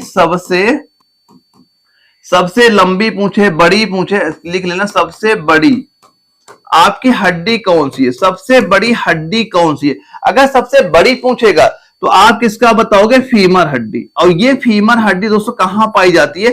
जो हमारी जांग होती है, जांग में आपकी फीमर हड्डी वहां पाई जाती है। और वहीं पे दोस्तों कभी आपसे ये पूछा जाए अच्छा ये बताओ शरीर की सबसे, अगर आपसे ये पूछा जाए छोटी हड्डी, अगर सबसे छोटी हड्डी पूछी जाती तो आप क्या बताते? आप बताओगे स्टेपीज का नाम। कौन सी हड्डी हो जाएगी? वो आपके स्टेपीज हो जाएगी। और ये स्टेपीज हड्डी कहां पाई है? जो आपके कान होते वहां पे स्टेपीज हड्डी आपकी वहां पाई जाती है। और इसके बाद दोस्तों कभी आपसे एक चीज ये भी नोट करना, अगर ये आपसे पूछ लिया जाए अच्छा ये हमें एक चीज ये भी बता दो, शरीर में आपकी जो मांसपेशियां होती, क्या बताओगे? शरीर में जो आपकी मांसपेशियां, क्या नोट करोगे? मांसपेशियों की संख्या भी हमें बता दो, मांसपेशियों की कुल संख्या क्या है। अगर इसकी संख्या भी आपसे पूछ ली जाए, इनकी कुल संख्या आप कितनी बता दोगे? ये आपकी हो जाएगी 639। तो ये आपकी वो चीज बेसिक चीजें हैं जो हम सभी को पता होनी चाहिए, यहां से आपके एग्जाम में क्वेश्चन सीधे सीधे पूछ लिए जाते हैं। तो ये सारे पॉइंट आप एक बार यहां पे नोट कर लीजिएगा। अगले सवाल ये पूछ रहा है निम्नलिखित में से कौन सा वर्णक हमारे बालों, त्वचा और आंखों के लिए रंग के लिए मुख्य रूप से उत्तरदायी है। जैसे आप देखा होगा किसी की आंखें एकदम ब्राउन होती है, किसी के ब्लैक होती हैं, आप देखा होगा किसी के बाल होते ब्लैक होते हैं, किसी के हल्के ब्राउन होते हैं। इसका रीजन क्या होता है? कौन सा हार्मोन इसके लिए आपका जरूरी वहां पे होता है? यानी पूछा जा रहा है त्वचा के लिए कौन सा रंग के लिए मुख्य रूप से उत्तरदायी आपका वर्णक यहाँ पे आपका हो जाएगा। तो आप क्या बताओ? ये आपका होता है मेलानिन होता है। क्या होता है? मेलानिन होता है। ऑप्शन सी आपका राइट आंसर यहाँ पे आपका हो जाता है। और इसी के कारण ही आपका जो त्वचा हो गया, बाल हो गया, आंखों का रंग होता है, ये आपका निर्धारण वहां पे होता है। दोस्तों यहाँ पे एक चीज ये ध्यान रखना, जिसकी गोरी त्वचा होती है, एक चीज ये ध्यान रखना, जिनकी गोरी त्वचा आपकी यहाँ पे होती है, तो गोरी त्वचा वाले लोगों की तुलना में जो सांवली त्वचा वाले लोगों में क्या होता है? मेलेनिन अधिक होता है। यानी कि आपकी किसी गोरी त्वचा है तो यहां पे जो आपका मेलानिन होगा, आप क्या बताओ? जो आपका मेलानिन आपका होगा ये क्या हो जाएगा? उसमें अधिक होता है। यानी कि गोरी त्वचा वाले लोगों की तुलना में जो सांवली त्वचा वाले लोगों में अधिक मेलानिन वहां पे होता है। जो मेलानिन होगा इसमें क्या लिखोगे? कम होगा। इसमें क्या लिखोगे? कम यहाँ पे, ठीक है। और जो आपके मान लो जो सांवले होते हैं और कुछ लोग जो आपके सांवले होते हैं, तो यहाँ पे ये ध्यान रखना जो आपका ये मेलानिन यहाँ पे होता है ये आपका उनमें अधिक होता है। ये क्या होगा? अधिक होगा। तो मेलानिन अगर आपको ये अधिक होता, जो आपकी स्किन होगी हल्की क्या हो जाएगी? आपकी मान लो कलर आपका डाउन हो जाता है। और वहीं पे अगर इस मेलानिन की कमी आपके अंदर होती, इसकी कम मात्रा वहां पे होती, तो उनकी जो स्किन होती काफी गोरी वहां पे होती। ये पॉइंट वहां पे आप ध्यान रखिएगा। और दोस्तों कभी आपसे ये क्वेश्चन पूछ लिया जाए अच्छा ये बताओ जो आपका मेलानिन होता है ये बताओ अच्छा ये कौन सी कोशिकाओं से बनती है। अगर ये क्वेश्चन पूछा जाए अच्छा ये बताओ ये कौन सी कोशिकाएं ऐसी हैं जहां पे इनका निर्माण वहां पे होता है, तो आप कोशिका का नाम क्या नोट, ये आप यहां पे सीधा सीधा कोशिका का नाम भी यहां पे आप नोट कर लीजिएगा। तो कोशिका का नाम क्या हो जाएगा, ये हो जाएगा मेलेनोसाइट्स आपकी हो जाती है। यानी जो मेलेनोसाइट्स नामक एक कोशिकाओं में मेलानिन का निर्माण आपका वहां पे होता है, ये चीज भी आप यहाँ पे ध्यान से नोट कर लीजिएगा। इसके बाद उसे एक क्वेश्चन ये था, अच्छा ये बताओ निम्नलिखित में से कौन सी झूठ का पता लगाने वाली मशीन है। झूठ का पता लगाने, देखो आपने कई सारे मूवियां देखी होंगी जहां पे ये जो आपका क्रिमिनल होता है, कैदी होता है, अगर वो ये चेक करना हो कि ये झूठ बोल रहा है सही बोल रहा है, तो वहां पे हमने कई सारे मूवी में देखा एक मशीन लगाते, वही पूछा जा रहा है किसका प्रयोग वहां पे किया जाता है। तो किसका यूज होता है, वो आपके पॉलीग्राफ होती है। क्या होता है, पॉलीग्राफ होती है। ऑप्शन सी आपका राइट आंसर यहाँ पे हो जाएगा। इसे आपका लाइट डिटेक्टर के नाम से भी आपका ये जाना जाता है। और दोस्तों कभी यहाँ पे अगर आपसे ये पूछ लिया जाए, अच्छा ये बताओ इसकी खोज कब हुई थी या किसने की थी, तो खोज दोस्तों इसकी आपकी 1921 ईस्वी में हुई थी। किसने खोज की थी, इसकी खोज की थी जॉन, वैज्ञानिक का नाम क्या हो जाएगा, जॉन ऑगस्टस, नोट कर लें, जॉन ऑगस्टस और लॉर्सन, ये हो जाएगा वैज्ञानिक का नाम वहां पे आपका हो जाएगा। तो 1921 के आसपास इसकी वहां पे खोज की गई थी। ये पॉइंट भी यहां पे नोट कर लीजिएगा। एक सवाल दोस्तों ये आपका आता, अच्छा ये बताओ, क्या जब आप एक परमाणु के न्यूट्रॉनों की संख्या को बदल देते हैं तो इसका बदल जाता, तो क्या आपका बदल जाएगा। अगर आपने न्यूट्रॉनों की संख्या को थोड़ा चेंज कर दिया, थोड़ा बदल दिया, तो उसका क्या चेंज हो जाता है, तो क्या बताओगे, वो आपका समस्थानिक जो होता है ये आपके चेंज हो जाएंगे। ऑप्शन ए आपका राइट आंसर यहां पे आपका हो जाता है। क्या हो जाएगा, उसके समस्थानिक वहां पे चेंज आपके हो जाएंगे। अगले सवाल में ये पूछा गया है, ठोस आयोडीन का रंग होता है, जो आपकी ठोस आयोडीन होती है उसका रंग कैसा होगा, सफेद है, रंगहीन है, बैंगनी या भूरे से थोड़ा काला या लाल भूरा। तो ठोस आयोडीन का कलर क्या बता दोगे, ये इसका कलर हो जाएगा बैंगनी भूरे से थोड़ा काला। ऑप्शन सी आपका राइट आंसर यहां पे आपका हो जाता है। दोस्तों यहां पे जो आपका आयोडीन के बारे में कुछ चीजें आपको पता वहां पे होनी चाहिए। जैसे एक ये पता होना चाहिए कि जो आपका आयोडीन होता है, आयोडीन मानव शरीर में आपका थायराइड ग्रंथि में थायरॉक्सिन नामक कार्बनिक यौगिक के रूप में पाया जाता है।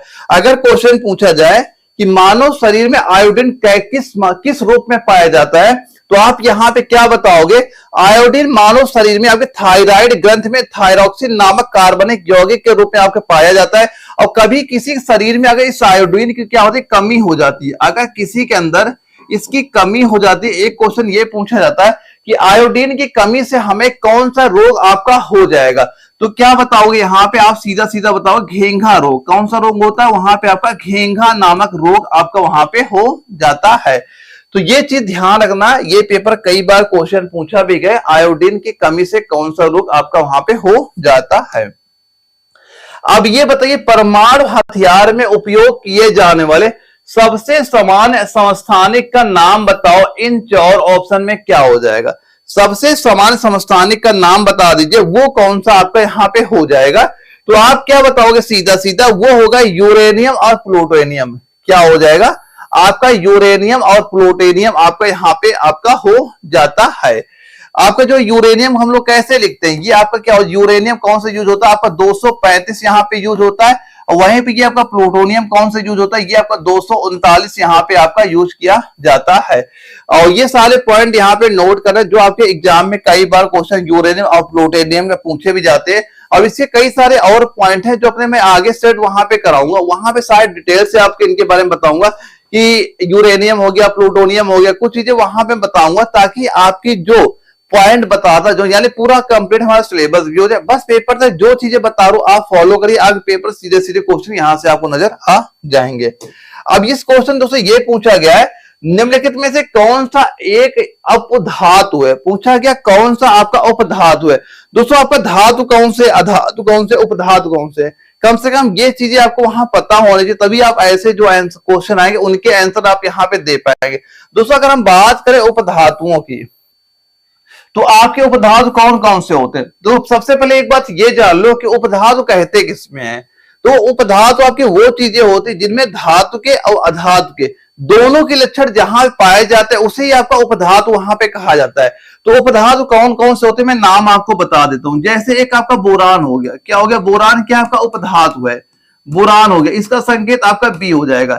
इसके बाद जैसे आपका सिलिकॉन हो गया, क्या बता दो यहाँ पे, बोरोन के बाद जो आपका सिलिकॉन हो गया, सिलिकॉन क्या हो जाएगा आपका एक उपधातु यहाँ पे आपका हो जाएगा। इसके बाद तो सिलिकॉन क्या लिखते हैं, इसका एसआई के द्वारा लिखा जाता है। इसके बाद जैसे आपका आर्सेनिक हो गया, इसके बाद आपने क्या कह दोगे, जो आपका आर्सेनिक, आर्सेनिक हो गया, ये भी आपका एक उपधातु हो जाएगा। इसके बाद जैसे आपने बताया जो आपका एंटीमनी हो गया, क्या बता दोगे आप यहाँ पे, एंटीमनी, ये भी आपका उपधातु यहाँ पे आपकी हो जाती है। इसके बाद जैसे दोस्तों आपने बताया जो आपका टेल्यूरियम है, क्या हो जाएगा, टेल्यूरियम, टेल्यूरियम क्या हो जाएगा आपका एक उपधातु, ये भी आपके हो जाएगा, ये इसका संकेत हो जाता है। इसके बाद ये सारे आपके वो उपधातुएं हैं जो आपके एग्जाम में कई बार क्वेश्चन पूछे जाते हैं। दोस्तों यहाँ पे एक चीज ये ध्यान रखना, ये तो इसका पहले राइट आंसर नोट कर लेना, क्या देखो यहाँ पे सिलिकॉन दिया गया है, सिलिकॉन क्या हो जाएगा, ये आपका एक उपधातु हो जाएगा। तो आप क्या बताइए, ऑप्शन डी आपका राइट आंसर यहाँ पे हो जाता है। दोस्तों यहाँ पे आप ब्रोमीन, ब्रोमीन क्या है आपका अधातु है, ब्रोमीन क्या हो जाएगी, ये आपकी अधातु है। ब्रोमीन के बाद जैसे आपका बताओ सोना है, सोना क्या हो जाएगी, सोना आपके धातु है, सोना क्या हो जाएगी आपके धातु आपके हो जाते। दोस्तों यहाँ पे एक चीज ये ध्यान रखना, जो आपका ब्रोमीन होता है, ये एग्जाम में कई बार क्वेश्चन पूछा जाता है कि ब्रोमीन आपका एक ऐसा धातु होता है जो कि आपकी द्रव अवस्था में या लिक्विड अवस्था में पाया जाता है।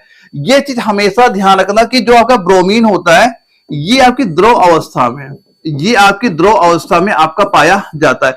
यह सीधा सीधा क्वेश्चन आपसे पूछा जाएगा। अच्छा ये बताओ, निम्नलिखित में उस धातु का नाम बताओ जो आपके कमरे के ताप पे आपके द्रव अवस्था में पाया जाता है।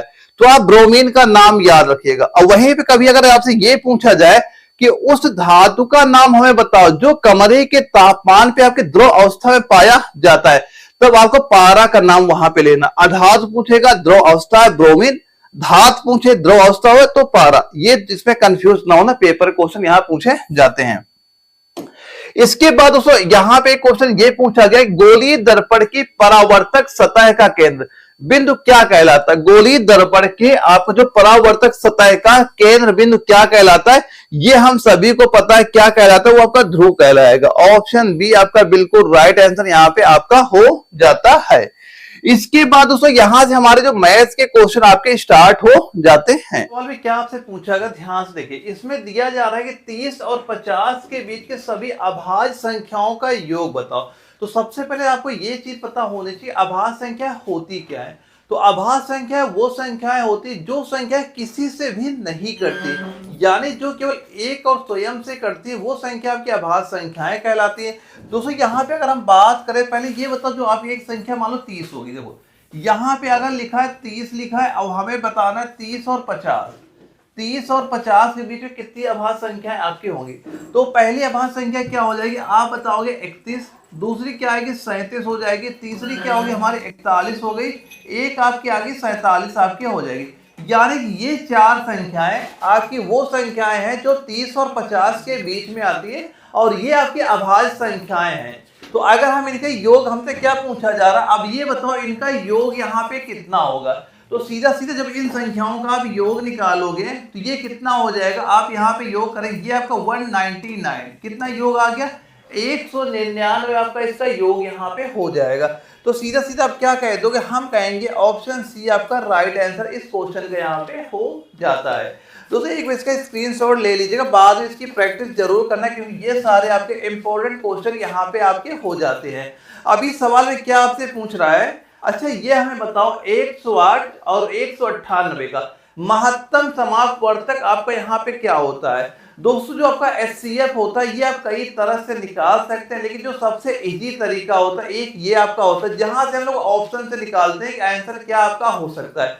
पहले तो आप क्या करोगे, दोनों संख्याएं लिखिए, एक संख्या हमारी 108 हो गई, एक संख्या आपकी 198 होगी। अब देखो अब क्या करेंगे, इन दोनों का आप डिफरेंट लो, अंतर कितना है यहाँ पे हम बताएंगे। इनका जब अंतर हम निकालते हैं, ये आपका 90 यहाँ पे आ गया। बस अब क्या करना है, जो आपको ये 4 ऑप्शन दिए जाएंगे यहीं से आपका आंसर आ जाएगा। अब बताओ इनमें से कौन सी संख्या का हम गुणा करेंगे 90 आ जाए। तो क्या आप 12 का गुणा करेंगे, 12 भाग करेंगे 90 आएगा, 12 कितने बार पढ़ा पड़े 90 आ जाए, नहीं आएगा। 98 90 का है, नहीं आएगा। लेकिन दोस्तों जो आपको ये 18 दिया गया ना, लेकिन जो यहाँ पे 18 दिया गया है, 18 को हम ये लिख सकते हैं, ये आपका जो 18 है 5 और 18 का गुणा, जैसे ही आप इस 18 को 5 से गुणा करेंगे आपको ये 90 निकल के आ जाता है। तो यहाँ पे जो आपकी बड़ी संख्या होती है वही हमारी एचसीएफ आपकी हो जाएगी। तो सीधा सीधा क्या बताओगे, इसका ऑप्शन सी आपका 98, इसका एचसीएफ आपका यहाँ पे हो जाएगा। और आपके पेपर वहां पे अगर ये क्वेश्चन आता है, आपको ऐसे ही वहां पे सॉल्व करना, तभी आप इसका आंसर अच्छे से वहां पे दे पाएंगे। इसके बाद दोस्तों ये क्वेश्चन ध्यान से पढ़िए, आप बताइए इसका आंसर यहाँ पे क्या होगा। दोस्तों ये जो क्वेश्चन आपका आता है ना, ये केवल कैलकुलेशन आपकी होती है, बस गुणा भाग आपका अगर आता है आप इसका आंसर दे पाएंगे। कभी भी अगर आपके सामने ऐसा क्वेश्चन पेपर में आता है, सबसे पहले क्या हल करना, जहां पे ये भाग का सिंबल लगेगा सबसे पहले इसको आपको सोल्व करना है। यानी हम क्या करेंगे, इस 2 का भाग 84 से आपको दे देना है। इसके बाद सेकंड नंबर में क्या करेंगे, जहां पे ये गुणा लिखा रहेगा इसको आपको सोल्व करना है। थर्ड नंबर में क्या करोगे, जहां पे ये प्लस रहेगा इसको फिर आप सोल्व करोगे। लास्ट में जहां पे आपका माइनस दिया जाएगा उसको आपको यहाँ पे सोल्व करना है। बस इसकी कैलकुलेशन कर लेना, आपका आंसर सीधा सीधा यहाँ पे आ जाएगा। तो इसको हम लोग देते हैं होमवर्क के लिए देते हैं, आप इसका होमवर्क के लिए हम देते हैं कि इसका सोल्व करिए, आंसर कितना आपका आता है कमेंट बॉक्स में सारे बच्चे इसका आंसर जरूर वहां पे बताइएगा। अब इसके बाद दोस्तों इसके मैं स्क्रीनशॉट ले लीजिएगा। अब ये बताइए कि अब ये सवाल आपका आता है, इसका आंसर कितना होगा। इसमें पूछा जा रहा है, ये बताओ अच्छा एक्स का मान क्या पूछा गया है, इस सवाल में पूछा गया एक्स का मान। अब सबसे पहले दोस्तों आपको ये पता होना चाहिए कि औसत होता क्या है, तभी आप इनके आंसर वहां पे दे पाएंगे। दोस्तों हमें सभी को पता है कि जो आपका औसत होता है, औसत बराबर होता है कुल पदों का योग बटे पदों की संख्या। तो यहाँ पे औसत बराबर कितना है आपका, औसत यहाँ पे 38 दिया जा रहा है, तो हम क्या कर देंगे, ये आपका 38 बराबर दिया जा रहा है कुल पदों का योग। यानी जब आप योग क्या कितना आ गया, यहाँ पे लिखा एक संख्या 35 है, एक संख्या आपकी 39 है, फिर प्लस का आपका 41 दिया है, फिर आपका 46 है और प्लस का फिर आपका 27 दिया गया। और एक संख्या आपकी यहाँ पे क्या दी गई, एक्स आपकी दी गई। तो हमने एक संख्या और यहाँ पे एक्स और आपने लिख दी। कुल पदों का योग बटे पदों की संख्या, पदों की संख्या पद कितने हैं, 1 2 3 4 5 6, यहाँ पे 6 आप कर दोगे। अब देखो अब यहाँ पे हमें केवल इस x का मान आपसे पूछा जा रहा है, इसी का मान निकालना, आपका आंसर आ जाएगा। तो यहाँ पे क्या होगा, 6 का इससे गुणा हो जाएगा, तो यहाँ पे कितना आपका हो गया, ये हो गया 288, 28 हो गया बराबर। अब यहाँ पे इन सभी को जब हम जोड़े कितना हो जाएगा, ये आपका हो गया 188 हो गया, और ये प्लस x का लिखा है तो हम प्लस x यहाँ पे कर लोगे। अब x का मान तभी निकालो, इस 128 को इधर ले आओ, तो 228 में 188 अब जब माइनस करोगे, यानी जब आप यहाँ 228 में 188 यहाँ माइनस करोगे, ये आपका 40 निकल के यहाँ पे आ गया। तो आप क्या कह दोगे, यहाँ पे जो आपका x का मान निकल के आएगा ये कितना हो जाएगा, ये सीधा सीधा आपका 40 हो जाएगा। यानी ऑप्शन ए इसका आप राइट आंसर यहाँ पे आप कह देंगे। एक बार इसका स्क्रीनशॉट ले लीजिएगा, बाद में प्रैक्टिस करिएगा कैसे इसका आंसर आप लाएंगे। देखो इस सवाल में दिया जा रहा है प्रथम 17 प्राकृतिक संख्याओं का वर्गों का औसत कितना होगा। देखो औसत तो मैंने बता ही रखा कि कुल पदों का योग बटे पदों की संख्या आप करोगे, औसत निकल आएगा। तो सबसे पहले दोस्तों एक हमें ये फार्मूला पता है कि सबसे पहले हम क्या करते हैं, हम 17 प्राकृतिक संख्याओं का योग निकाल लेते हैं, इनके वर्गों का योग है कितना। जो हमारा योग निकल के आएगा उसे आप 17 से बाद में डिवाइड कर देना, आपका औसत वहां से निकल आएगा। दोस्तों यहाँ पे ये फार्मूला एक याद करना कि जो आपकी यानी कि जहाँ पे n प्राकृतिक संख्याओं का वर्गों का योग क्या होता है, इसका फार्मूला होता है n, फिर क्या लिखो एक ब्रैकेट हो जाएगा, क्या इसका फार्मूला नोट करेंगे क्या हो जाएगा, ये हो जाएगा आपका n, फिर यहाँ लिखेंगे ब्रैकेट n+1, फिर लिखना 2n+1 और बटे क्या होगा 6 कर दोगे। ये क्या होता है, n प्राकृतिक संख्याओं के वर्गों का योग यहाँ पे होता है। अब यहाँ पे जहाँ पे n लिखा है वहां पे केवल आपको ये 17 यहाँ पे रख देना है, यहाँ से ये निकल के आ जाएगा इन 17 संख्याओं का योग आखिर है कितना आपका। तो योग कैसे निकालोगे, यहाँ पे रखोगे 17, फिर 17 प्लस 1 करोगे कितना हो जाएगा, ये आपका 18 हो गया यहाँ पे। अब देखो 18, अब 2n का मतलब क्या होगा, 17 गुणे 2, 17 दूना 34, 34 1 जोड़ा 35। तो यहाँ पे क्या रख दिया हमने, यहाँ पे रख दिया 35। देखो बटे क्या कर दिया आपने 6। ये तो दोस्तों हमारा हो जाता है कि आपकी 17 संख्याओं का योग ये निकल के आ गया।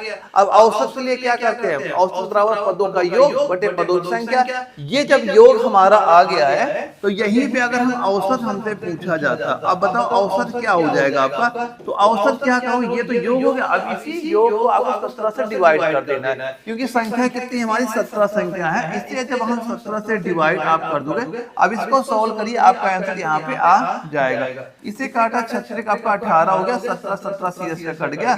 35 गुणे आप 3 कर दो, ये आपका कितना हो जाएगा 105। कितना आ गया, ये आपका 105 यहाँ पे निकल के आ गया। तो यहाँ से हम ये कह सकते हैं कि 17 प्राकृतिक संख्याओं का औसत कितना हो जाएगा, 105 हो जाएगा। ऑप्शन सी आपका बिल्कुल राइट आंसर यहाँ पे हो जाता है। एक बार इसका स्क्रीनशॉट यहाँ पे ले लीजिएगा। देखो एक सवाल में ये बोला जा रहा है पी को क्यू से 20% कम अंक मिले, आर को क्यू से 20% कम अंक मिले। यदि आर को 160 अंक मिले हो तो बताओ पी को कितने अंक आपको वहां मिले। आप बताओ इसका आंसर कैसे निकालो। दोस्तों यहाँ पे हम देख रहे हैं कि 3 लोगों की बात हो रही है। किसकी बात हो रही है, पी की बात हो रही है, क्यू की बात हो रही है, आर की बात यहाँ पे हो रही है। यहाँ पे कि हमें ये दिया जा रहा है कि जो आपका आर है, आर को क्या दिया गया 160 अंक मिले। तो जहां पे आर है यहाँ पे हमें पता है 160 अंक आपको इसको दे देंगे। अब देखो यहाँ पे एक चीज और दिया जा रहा है कि जो आपका आर है, आर को क्यू से 20% कम अंक मिले। यानी जो आर है इसको क्यू से, अगर हम माने क्यू को मान लो एक्स मिले होते तो पी आर को कितना मिलेगा, इससे 20% कम, इसका 20%। आप देखो 100 में 20 कम करोगे, इसका हम निकाल देते हैं 80। 100 में 80/100 यहाँ पे कर दिया, ये बराबर आपके 160 के। तो ये बताओ पहले क्यू का मान कितना है, तो एक्स का मान आप यहाँ पे निकाल लोगे। देखो अब डिवाइड करो, 80 से काटा यहाँ पे 2 आ गया, 2 का गुणा 100 से करो 200 आ जाएगा। तो हमें ये पता हो गया जो एक्स का मान ये आपका 200 निकल के आ गया। यहाँ पे यहाँ क्यू है, यहाँ पे हम 200 आप रख दोगे तो हमें ये पता हो गया क्यू बराबर कितना हो गया आपका 200 आपका यहाँ पे आ गया। अब देखो अब सवाल में क्या दिया गया आगे। अब सवाल में एक चीज ये दिया जा रहा है, अब यहाँ भी बोला गया पी को क्यू से 20% कम अंक मिले।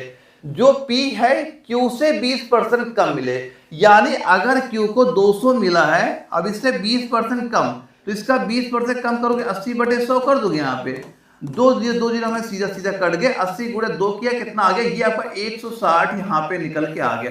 भाई यही चीज हमसे पूछी जा रही है, ये बताओ अच्छा पी को कितने अंक मिले। पी को अंक कितने मिल जाएंगे 160। आपके आ रहा है पी को 160 आ रहा था, क्या बता दोगे, ऑप्शन नंबर बी इसका बिल्कुल राइट आंसर हमारा यहाँ पे हो जाएगा। ऐसे आप इसका आंसर वहां पे निकाल सकते हैं।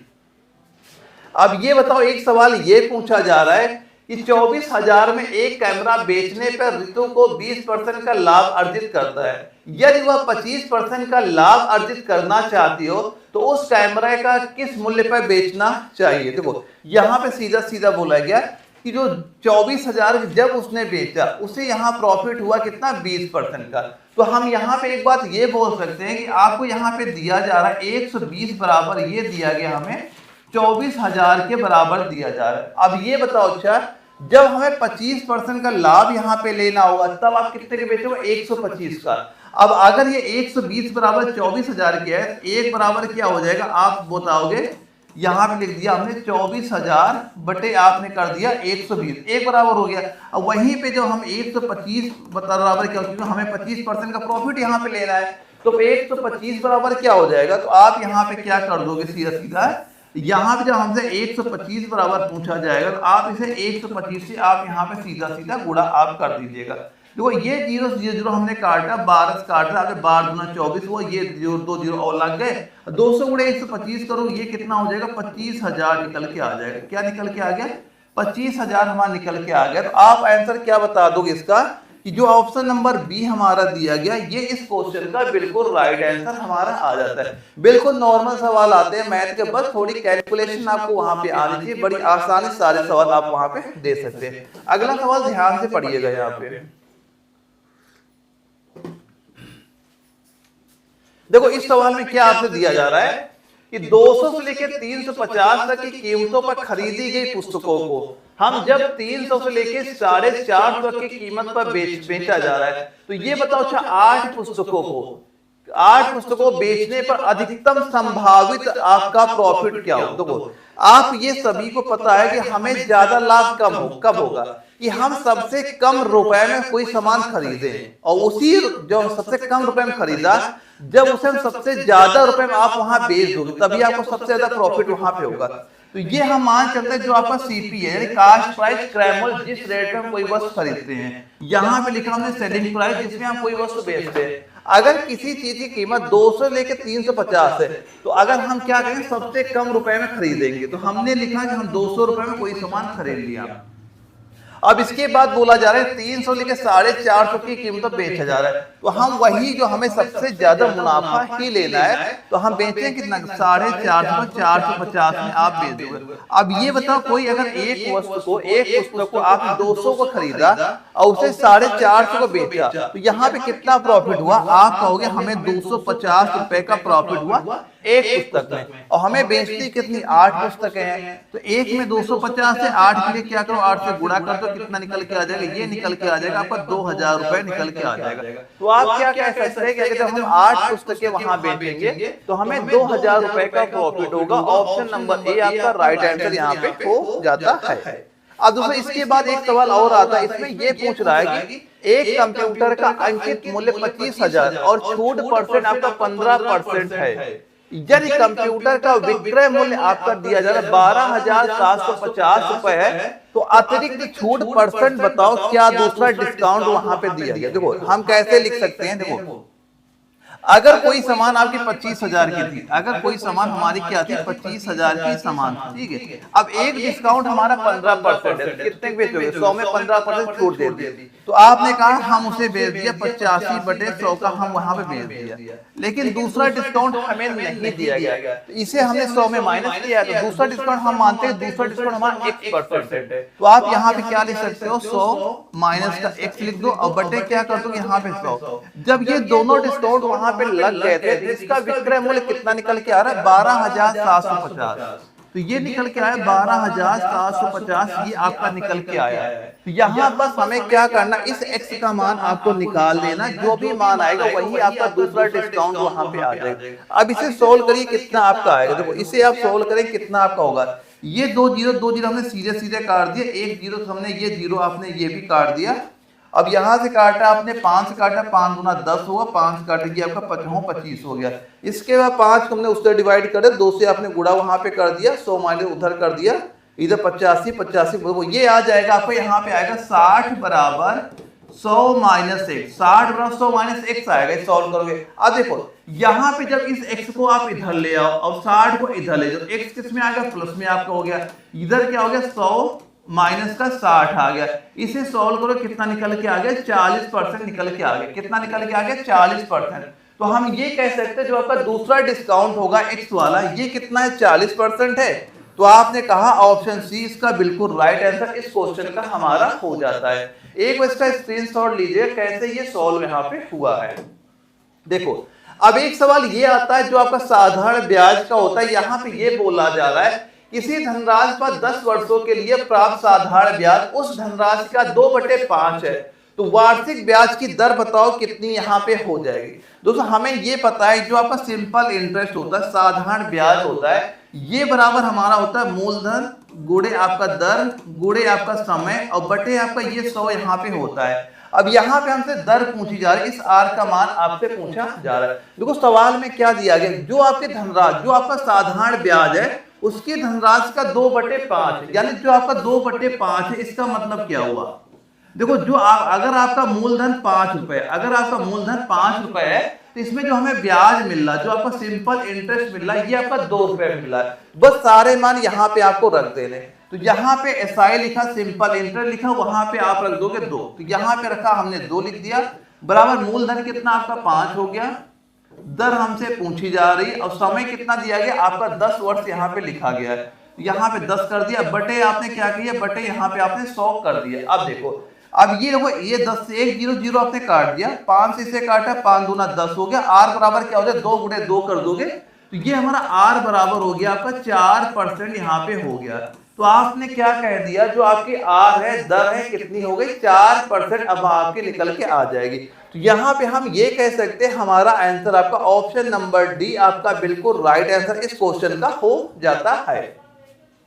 इसके बाद एक सवाल ये आता है, इसमें क्या पूछ रहा है कि 2 लड़के 540 मीटर लंबे पुल के विपरीत छोरों पे खड़े हैं, यदि वे एक ही समय पर क्रमशः 18 मीटर पर मिनट 12 मीटर पर मिनट की चाल से एक दूसरे की ओर चलना शुरू करते हैं, तो ये कितने समय में एक दूसरे से मिलेंगे, ये आपसे पूछा जा रहा है। कैसे आप सॉल्व करोगे ध्यान से देखना। हम ये मानते हैं कि कोई हमारा ये पुल हो गया, एक आपका ये पुल हो गया, ये पुल की लंबाई आपको दी गई 540 मीटर, इस पूरे पुल की लंबाई होगी हमारी 540 मीटर, आपकी पुल की लंबाई आपकी होगी। अब यहाँ पे ये बोला गया एक लड़का इधर है जो इधर की ओर दौड़ रहा है, एक लड़का आपको यहाँ पे जो इधर आपका दौड़ रहा है। अब यहाँ पे दिया गया दोनों की चालें हैं, एक चाल आपकी क्या दी गई, ये दी गई आपकी 18 मीटर पर मिनट दी जा रही, और एक की चाल क्या आपको दी गई 12 मीटर, एक की चाल क्या दी गई 12 मीटर पर मिनट यहाँ पे आपको दी गई। अब पूछा जा रहा है ये बताओ ये एक दूसरे कब मिलने में कितना समय लेंगे, तो समय बराबर क्या हो जाएगा दूरी बटे 4, तो दूरी आपकी कितनी दी जा रही है 540 मीटर, तो हाँ देखो समय बराबर क्या हो दूरी बटे 4, दूरी क्या होगी 540, ठीक है बटे, अब देखो बटे 4 जब करोगे, जब ये एक विपरीत दिशा में अपोजिट दौड़ रहे हैं आप, ये इधर जा रहा है उधर से आ रहा है, तो यहाँ पे जो इनकी चालें होंगी, चालें क्या हो जाएंगी जुड़ जाएंगी, तो 18 और 12 में जब आप जोड़ोगे कितना निकल के आ गया, ये आपका हो गया 30 मीटर पर मिनट यहाँ पे आपका आ जाएगा। यही चाल आपको यहाँ पे रख देनी 30 मीटर पर मिनट। इसे सॉल्व करें, जीरो की आपका जीरो जीरो कट गया, 3 से काटा, 3 एक के 3 हो जाएगा, 3 बटे 24 हो गया, यानी आपका 18 मिनट का समय लगेगा जब ये एक दूसरे को वहां पे मिलेंगे। तो आप क्या कह सकते हो 18 मिनट, यानी ऑप्शन नंबर बी आपका बिल्कुल राइट आंसर यहाँ पे हो जाएगा। एक बार इस क्वेश्चन का आप स्क्रीनशॉट यहाँ पे ले लीजिएगा। ये आपके वही पैटर्न में क्वेश्चन करा रहा हूं जो आपके एग्जाम हो रहे हैं, वहां पे कैसे क्वेश्चन प्रेजेंट टाइम पे पूछे जा रहे हैं, उन्हीं सारे क्वेश्चन में प्रैक्टिस करा रहा हूं। सारे क्वेश्चन आप नोट करते हुए चलिएगा। देखिए एक सवाल ये आता है जो आपका ट्रेन से रिलेटेड हो जाता है। इसमें क्या पूछ रहा है कि दो रेलगाड़ियां 40 किलोमीटर प्रति घंटा और 90 किलोमीटर प्रति घंटा की चाल से एक ही दिशा क्या दिया गया, एक ही दिशा में चल रही हैं। उनकी लंबाई 275 मीटर और 350 मीटर है। तो तेज रेलगाड़ी को धीमी रेलगाड़ी को पार करने में कितना समय आपका लगेगा, ये यहाँ पूछा जा रहा है। कैसे सॉल्व करोगे, ध्यान से आप यहाँ पे देखिएगा। देखो यहाँ पे हम मानते दो रेलगाड़ी, एक रेलगाड़ी आपकी ये होगी, ये इधर जा रही है, एक रेलगाड़ी हम ये मानते ये इधर जा रही है। ये रेलगाड़ी धीमी चल रही है, ये आपकी तेज चल रही है। अब देखो सवाल में क्या दिया गया, दो रेल, एक की चाल है 40 किलोमीटर प्रति घंटा, हमने माना इसकी चाल क्या होगी 40 किलोमीटर प्रति घंटा आपकी दे दी गई। अब इसके बाद दूसरे की चाल क्या, इसकी चाल आपकी होगी 90 किलोमीटर प्रति घंटा, इसकी चाल आपकी होगी। देखो अब इसके बाद कह रहा है इनकी जो लंबाइयां है, एक ट्रेन की लंबाई आपकी 275, एक 350, इसकी लंबाई हमने मान ली क्या 275, इसकी होगी 275 हो गई, और इसकी कितनी होगी 350 मीटर, ये आपकी लंबी होगी। ठीक है, अब ये पूछा जा रहा है जो ट्रेन तेज चल रही है, जो ट्रेन धीमी चले, उसको पार करने में कितना समय लगेगी।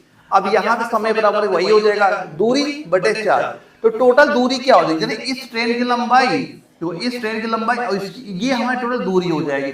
ये दोनों को जोड़ो कितना हो रहा है, ये आपकी 625 मीटर हो रहा है, तो हम ये कहते हैं ये तो इनकी दूरी हुई। अब देखो जब ट्रेनें एक ही दिशा में वहां पे चलती है, जो इनका चाल होता है, चाल क्या हो जाएगा, दोनों ट्रेनों को जो वहां पे डिफरेंट होता है वो इनका वहां पे चाल हो जाएगा। तो दोनों ट्रेनों का आपको डिफरेंट लेना है। तो इसकी चाल आपकी 90 है, इसकी आपकी 40 है, तो यहाँ पे जो आपकी स्पीड होगी इनकी दोनों का डिफरेंट, तो 90 में 40 माइनस करो क्या आ जाएगा 50 किलोमीटर प्रति घंटा। क्या होगा 50 किलोमीटर प्रति घंटा आपका ये निकल के आ गया। अब यहीं से आप निकालो समय बराबर क्या हो जाएगा, समय बराबर दूरी बटे 4, ये आपकी 625 दी जा रही दूरी, और चाल क्या आपकी 50। देखो अब यहाँ पे एक समझने वाली ये बात आ जाती है, ये तो आपका मीटर में है, लेकिन जो आपकी दूर चाल है ये किलोमीटर प्रति घंटा में है। अब इसे आपको मीटर पर सेकंड बनाने के लिए क्या करो 5/18 से गुणा।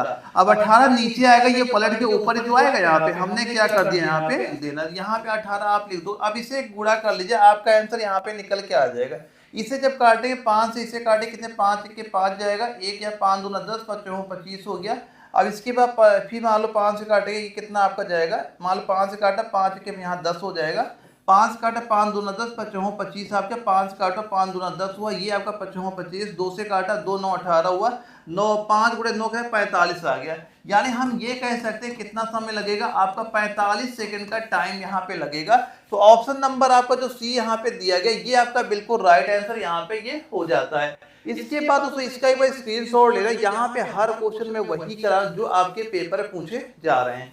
इसके बाद उसे एक क्वेश्चन ये आता है, इसमें पूछ रहा है कि एक घन की भुजा की लंबाई 14 सेंटीमीटर है, तो घन का बताओ पार्श्व पृष्ठीय क्षेत्रफल आपका कितना होगा। ये फार्मूला बेस्ड क्वेश्चन है, इसका अगर आपको फार्मूला पता है आप सीधा सीधा इसका आंसर यहाँ पे निकाल सकते हैं। तो दोस्तों जो आपका घन का पार्श्व पृष्ठीय क्षेत्रफल है, इसका फार्मूला क्या होता है, ये सीधा सीधा बताओगे 4a² यहाँ पे होता है। और जहां पे लंबाई a कितने दी जा रही है, अभी 14 दी गई है, अब बस यहाँ पे केवल 14 का वर्ग करके गुणा कर देना, आपका आंसर आ जाएगा। क्या हो जाएगा आप बताओगे, यहाँ बताएंगे 4 गुणे, अब a का वर्ग यानी 2 बार 14 गुणे 14 आप यहाँ पे कर देंगे, 14 गुणे आप 14 कर दो, इसको सोल्व करो, ये कितना निकल के आएगा 784, ये कितना निकल के आएगा 784 सेंटीमीटर स्क्वायर आपका आ गया। तो हम ये कह सकते हैं इसका आंसर क्या हो गया, ऑप्शन बी आपका बिल्कुल राइट आंसर आपका हो जाएगा।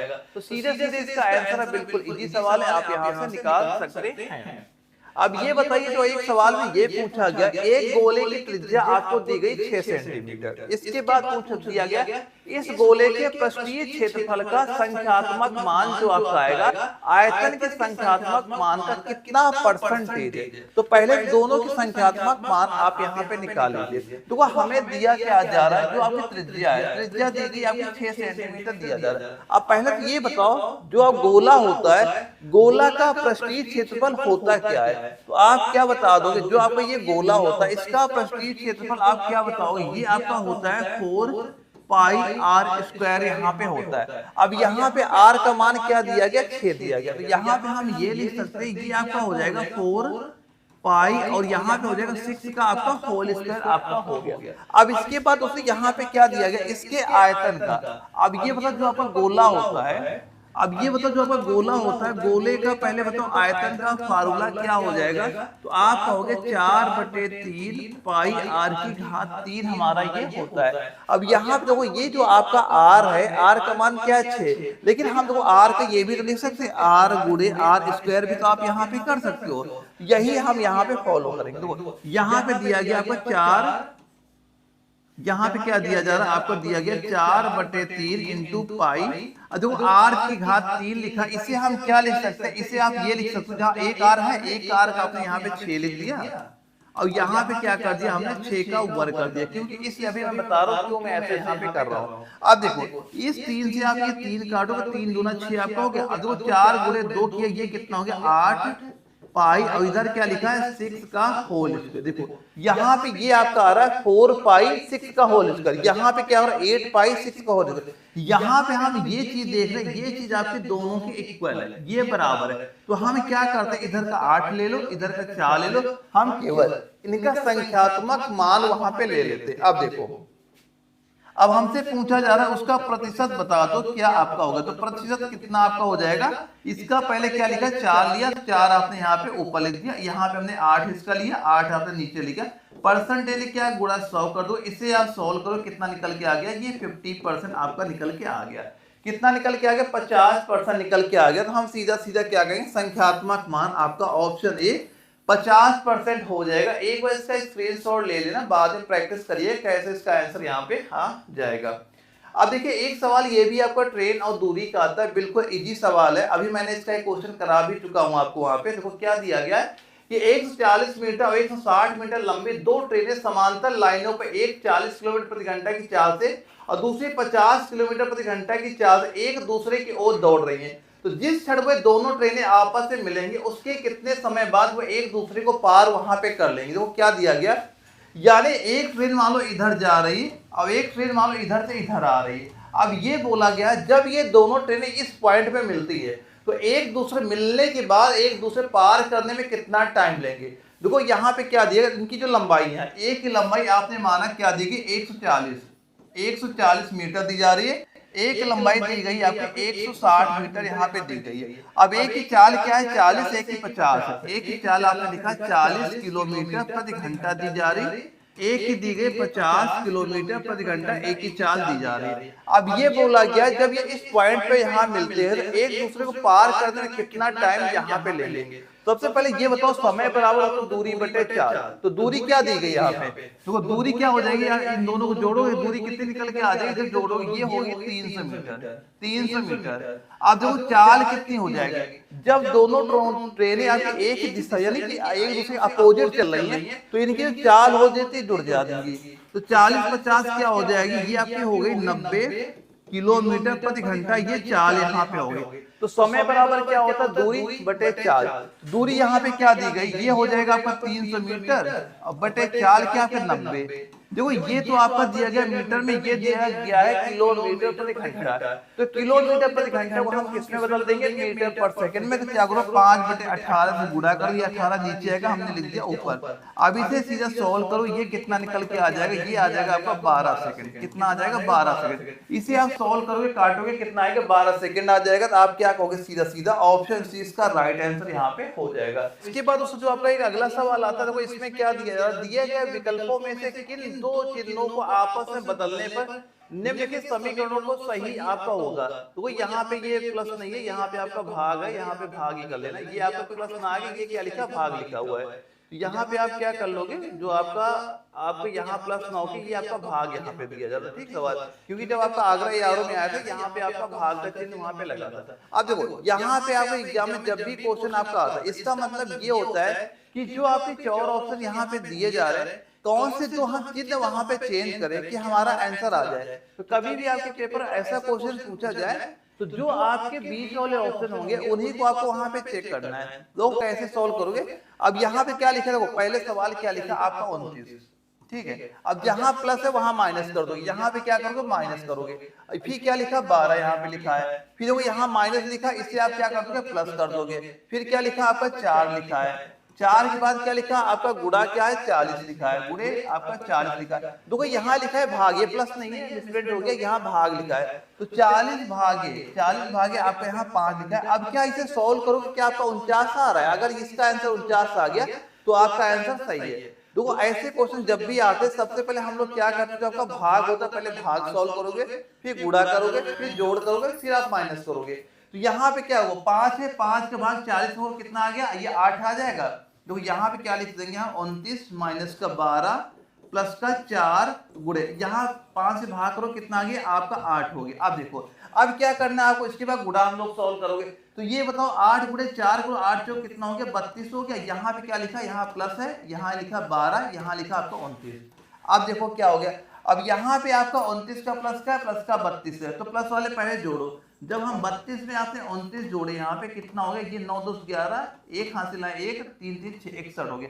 अब 61 में आप 12 माइनस कर दो, जब आप 61 में जब आप यहाँ पे क्या करोगे, जो आपका 61 यहाँ पे लिखा 61 में आपने 12 माइनस यहाँ पे कर दिया, तो कितना हो 11 में 2 माइनस हुआ, ये 9 आ गया, यहाँ 5 में 1 हुआ 4 आ गया, यानी 49 हो गए। यहाँ पे हम क्या कह सकते हैं, ये आपका जो फॉलो यहाँ पे कर रहा है, तो इसका मतलब हो गया कि आपका जो ऑप्शन बी है ये बिल्कुल राइट आंसर यहाँ पे हो गया। अगर जो ऑप्शन बी हमारा ना मैच करता तो हम लोग दूसरा ऑप्शन लेते, फिर हम तीसरा चेक करते हैं। आप ज्यादातर आपके क्या होता है, 2 ही, जो आपका बी हो गया सी हो गया, ज्यादातर यही आंसर आपके वहां पे सही नहीं निकलते हैं। तो अगर ये बी हमारा सही ना होता फिर हम यहाँ इसको चेक करते, जहां प्लस होता वहां भाग बना देते, जहां भाग होता वहां प्लस करते, फिर हम दोबारा चेक करते, लेकिन हमारा इसी से मैच हो गया, हम सीधा सीधा क्या कर देंगे, ऑप्शन बी आपका राइट आंसर आपका हो जाता है। अगला सवाल दोस्तों ये आता है, इसमें ये पूछा गया है, ये बताओ अच्छा, ए बी की माँ है, बी सी की बहन है, सी डी का पिता है, डी ई का भाई है, तो ई एफ का पति है, तो बताओ भी एफ जी की बहन है, तो सी का ई से क्या संबंध होगा, सी का ई से क्या संबंध। इसका दोस्तों जब भी ये क्वेश्चन है बस आप यहाँ पे इनका डायग्राम जो होता है, जो चित्र होता है, वो आपको वहां बना लेना है। जैसे इसका एक बार चित्र बनाओगे आप सभी के आंसर आसानी से वहां पे दे सकते हो, क्या क्या दिया वो ऐसे फॉलो करो। ए बी की माँ है, अब देखो ए अगर हम यहाँ पे लिख दें, अगर ए बी की माँ है, जहां पे स्त्रीलिंग होगा वहां हमने माइनस लिख दिया, तो अगर ए बी की माँ है तो बी मानो हमने यहाँ पे लिख दी, ये आपका क्या हो गया, ये आपका बी यहाँ पे हो गया, ठीक है। अब ये माँ हो गई, अब आगे क्या बोला गया है, अब बी जो है सी की बहन है, जो आपकी ये बी है, अगर सी की बहन है तो सी यहाँ पे आपका आ जाएगा, ये यहाँ प्लस लिख दिया, यहाँ पे आपने लिख दिया जानकारी के लिए बहन आपने यहाँ पे लिख दिया, ये आपका क्या है माइनस आप यहाँ पे कर दोगे, ठीक है। अगर ये सी की बहन यहाँ पे हो जाती है तो बी सी क्या हो जाएगा आपका पुल्लिंग यहाँ पे हो गया। अब देखो क्या बोला गया, सी डी का पिता है। अब अगर जो सी है डी का पिता, डी नीचे आपका आएगा यहाँ पे। अगर सी डी का पिता है तो यहाँ पे आइए और एक प्लस यहाँ पे लिखा, ये पिता, ये भी आपका किसमें हो जाएगा, प्लस में आपका ये हो गया। अब देखो सी डी का पिता है, डी जो है ई का भाई है, जो आपका डी है ये ई का भाई है, तो हमने लिख दिया जो आपका ई है ये ई यहाँ पे इसका भाई हो गया, यहाँ ई का भाई आप यहाँ पे लिख दोगे, ठीक है। अब देखो फिर बोला जा रहा है कि डी ई का भाई है, ई जो है एफ का पति है, जो आपका ई है एफ का पति है, ये पति हो गया तो ये भी प्लस हो गया, ई जो है एफ का पति है, यहाँ पे हमने एक लिखा एफ का पति है, तो ये एफ क्या हो जाएगा, ये स्त्रीलिंग यहाँ पे हो जाएगा, ये दोनों क्या हो गया, पति पत्नी यहाँ पे आपके हो गए। अब आगे क्या बोला गया, एफ जो है जी की बहन है, जो आपका एफ है वो जी की बहन है, तो ये जी की बहन होगी, तो हमने जी यहाँ पे लिख दिया, इसने क्या लिख दिया, आपने जी लिख दिया, ये भी आपकी क्या होगी, बहन आपकी यहाँ पे होगी। अब ये पूछा गया है सी का ई से क्या संबंध है, यानी ये बताओ सी का ई से क्या संबंध है, सी का ई से क्या संबंध, इसका संबंध इससे आपका पूछा जा रहा है, तो आप बताइए क्या संबंध यहाँ पे आपका हो जाएगा। तो यहाँ पे क्या बता दो, इसका संबंध सीधा सीधा आपको दिखाई पड़ जाएगा, आप सीधा सीधा आंसर यहाँ पे क्या दे दोगे, ये क्या हो जाएगा, ये पुल्लिंग में आ गया, ये पति हो गया, तो ये यहाँ पे क्या आएगा, पति आएगा, पति यहाँ बिल्कुल आंसर नहीं हो सकता है। फिर क्या लिखा, पिता लिखा है, तो क्या बताओगे, पिता आपका यहाँ पे हो जाएगा, बहन हो जाएगा, माँ हो जाएगा, तो क्या बताओगे, इसका आंसर आपका पिता ही हो जाएगा, ऑप्शन नंबर बी आपका राइट आंसर हो जाएगा, क्योंकि ये दोनों जब भाई भाई यहाँ पे हो जाते हैं, तो ये अगर इसका पिता है तो इस ई का भी तो पिता हो जाएगा ये, तो आप सीधा सीधा क्या कहोगे, जो सी हो जाएगा ई का भी पिता आप यहाँ पे हो जाएगा। तो हमसे यही पूछा गया सी का ई से क्या संबंध है, आप क्या बताओगे, वो पिता आपका यहाँ पे हो जाएगा, तो सी क्या हो जाएगा, सी हो जाएगा, पिता हो जाएगा, ऑप्शन नंबर बी आपका बिल्कुल राइट आंसर यहाँ पे हो जाता है। इसके बाद उसमें एक अगला सवाल आता है, इसमें यह दिया गया कि एक निश्चित कूट भाषा में अगर क्यूबा को 27 के रूप में लिखा जाता है, तो ये बताओ एफ आई जे आई को कैसे आप यहाँ पे लिखोगे, इसका आंसर क्या आपका हो जाएगा। देखो यहाँ पे क्या दिया गया, क्यूबा, देखो सी यू और आपका बी, इनके नंबर कर लो कौन से डिजिट पे आते हैं, तो सी हमेशा 3 नंबर में आता है, यू किस नंबर पे आता है, आपका 21 नंबर में आता है, बी आपका आता है 2 नंबर, ए आपका आता है 1 नंबर। जब आप इन सभी को जोड़ा 3 + 21 + 2 + 1 करोगे, ये कितना निकल के आ गया, ये आपका निकल के आ रहा है, इन सभी को जो हम जोड़ रहे हैं, तो ये आपका 27 यहाँ पे निकल के आ गया। अब देखो अब इसका पूछा जा रहा है एफ आई जे आई, इनका मान क्या हो जाएगा, जब यहाँ पे आप इसका निकालो एफ आई जे आई, अब पहले क्या करो, इनकी नंबरिंग यहाँ पे कर लो, फिर इनको जो नंबरिंग आएगी उनको आपको जोड़ देना, वही आपका आंसर आ जाएगा। जैसे f का क्या हो जाएगा 6 हो जाएगा, i का 9 होगा, j का 10 होता है, i का 9 आपका हो जाएगा, ठीक है। अब इनको क्या करना है, सीधे सीधे आप जोड़ लीजिए, यहाँ देखो 9 6 15 हो गया, 15 10 आपका 25 हो गया, 25 में 9 जोड़ो कितना हो गया, ये हो गया 34, ये कितना हो गया आपका 34, 34 आपका यहाँ पे हो जाएगा। तो सीधा सीधा आंसर आप कितना कह दोगे, हम कहेंगे इसका आंसर आपका ऑप्शन नंबर जो बी आपका दिया गया है, ये बिल्कुल राइट आंसर आपका हो जाएगा। बस इनकी नंबरिंग आपको कर लेनी, जो नंबर आपका आएगा उसको सीधा सीधा आपको यहाँ पे जोड़ देना, वही आपका आंसर आपका हो जाएगा। एक सवाल और आपका ये आता है, एक सीरीज यहाँ पे दी जा रही है, तो ये पूछा जा रहा है, ये बताओ यहाँ पे कौन सा नंबर आएगा। ऐसा क्वेश्चन दोस्तों जब भी आपके पेपर में आए तो सबसे पहले ये करना है, जो आपके इनके जो लेटर दिए गए पहला एक एक करके सभी के आंसर निकाल दो। अब ये बताओ, देखो पी से जब आप टी में आओगे, पी से जब हम यहाँ पे टी पे आओ, कितना आपको जुड़ा है, P Q R S T, आप देख रहे 4 ऐड हुआ, कितना ऐड हुआ, प्लस का 4 यहाँ पे हुआ, प्लस का 4। अब टी से आप जब यहाँ पे आओगे, अब देखो इसमें अभी एक हम ये जो +4 अगर जोड़ दें तो कितना होगा, तो यहाँ टी यहाँ पे दिया गया, टी में आप जैसे 4 जोड़ोगे कितना आपका हो जाएगा, आप यहाँ सीधे सीधे आंसर यहाँ पे निकाल सकते हैं, आपका आंसर यहाँ पे बिल्कुल आ जाएगा। तो यहाँ पे जैसे जोड़ोगे कितना आएगा, देखो टी दिया P Q R S T U V W x, तो पहला अक्षर हमारा क्या आ गया, एक्स, यहाँ पे क्या आपका आ गया, आपने कहा आपका एक्स आपका आ गया। यहाँ पूछा जा रहा है क्वेश्चन मार्क की जगह आपका क्या आएगा यहाँ, तो हमें ये पता होगा जो हमारा आएगा पहला लेटर आपका एक्स ही आएगा। लेकिन यहाँ पे जब हम चेक कर रहे हैं इसमें एक्स है पहला, नहीं है, यहाँ भी एक्स आपका नहीं है, यहाँ भी एक्स नहीं है, केवल एक ही हमारा ऑप्शन दिख रहा है जहां पहला लेटर आपका एक्स है। आप सीधे सीधे क्या कहोगे, इसका आंसर क्या हो जाएगा, ऑप्शन डी। अब आप सभी को चेक करोगे, आपको यही लास्ट में यही वाला बनेगा। तो आपको एग्जाम में जब भी ऐसे क्वेश्चन आए ना, आपको एक लेटर वहां पे चेक करना है, आपका आंसर वहीं से निकल के आ जाएगा। तो इसका आंसर क्या कह दोगे? ऑप्शन नंबर डी आएगा, क्योंकि ये 4 बड़ा फिर 4 बड़े। अब देखो यहाँ पे आपका एक्स आ गया, अब देखो एक्स में 4 जोड़ो तो एक्स के बाद क्या आएगा? वाई आएगा, फिर जेड आएगा, फिर ए आएगा, फिर बी आएगा। तो यहाँ पे क्या लिखा? बी है। यहाँ आप क्या करेंगे? यहाँ पे हमारे 4 जुड़ रहा है, आगे भी 4 जोड़ोगे आपका एफ आ जाएगा वहां पे। तो इसी वजह से आपका क्या आएगा? ऑप्शन डी आपका राइट आंसर यहाँ पे हो जाता है। अब देखो एक सवाल और आपका आता है, जो कि आज क्लास का आपका लास्ट क्वेश्चन यहाँ पे हो जाता है। दोस्तों यहाँ पे जो चीजें मैंने आपको प्रोवाइड करा रखी, जो मैंने नोट्स दे रखे, वो नोट्स तैयार करते हैं। और जो मैं आपके इंपॉर्टेंट क्वेश्चन करा रहा हूँ, ये तैयार करते के लिए पेपर देने जाइएगा, आपके एग्जाम में यहाँ जरूर क्वेश्चन आपको दिख जाएंगे। अब इसमें क्या दिया गया? एक सीरीज आपको दी जा रही है, यहाँ पूछा गया यहाँ पे कौन सी चीज आपकी आएगी। देखो यहाँ जो क्या हुआ, सीरीज क्या दी गई आपकी? 11 है, 9 है, 9 के बाद क्या लिखा है? यहाँ 15 लिखा है, फिर आपका 41 लिखा। अब बताओ यहाँ पे आगे क्या आएगा? देखो अब ये यहाँ पे हमें ये चीज पता है, आपको जब भी ये आएगी आप डिफरेंट निकालिए, गुणा करिए, भाग करिए, लेकिन आपको एक फार्मूला निकालना है, इसके आगे संख्या आपकी क्या आएगी। देखो यहाँ पे हम क्या कर रहे हो, आप 11 गुणे 1 करो, इसे 1 से गुणा कर दिया, और जो भी आए उसे हमने -2 कर दिया, 9 आपका आ रहा है, आ जाएगा। अब यही पे इसमें क्या किया हमने? जब इसे 2 से गुणा किया और माइनस क्या कर दिया आपने? 3 कर दिया, ये 15 आपका आ गया। यहाँ पे क्या करोगे आप? यहाँ पे हमने किया गुणे आपने 3 किया, माइनस का 4 कर दिया। तो वैसे आप यहाँ पे क्या करोगे? यहाँ पे गुणा करोगे, 4 करोगे, माइनस का 5 कर दोगे। तो यहाँ पे कितना आपका निकल के आएगा? 14 14 28 42 14 56 हो गया। कितना हो गया? ये तो हो गया हमारा 56 हो गया। अब इसमें क्या किया आपने? 5 माइनस कर दो, कितना आ जाएगा? ये 51 आपका निकल के आ जाएगा। तो आप क्या कह दोगे? इसका आंसर कितना हो जाएगा? नहीं, यहाँ पे देखो कितना आएगा? 14 14 28 42 14 चौको 56, 14 चौको 56। नहीं, यहाँ पे 41 ने 14 ने 41 लिखा हुआ, यहाँ पे क्या लिखा है आपका?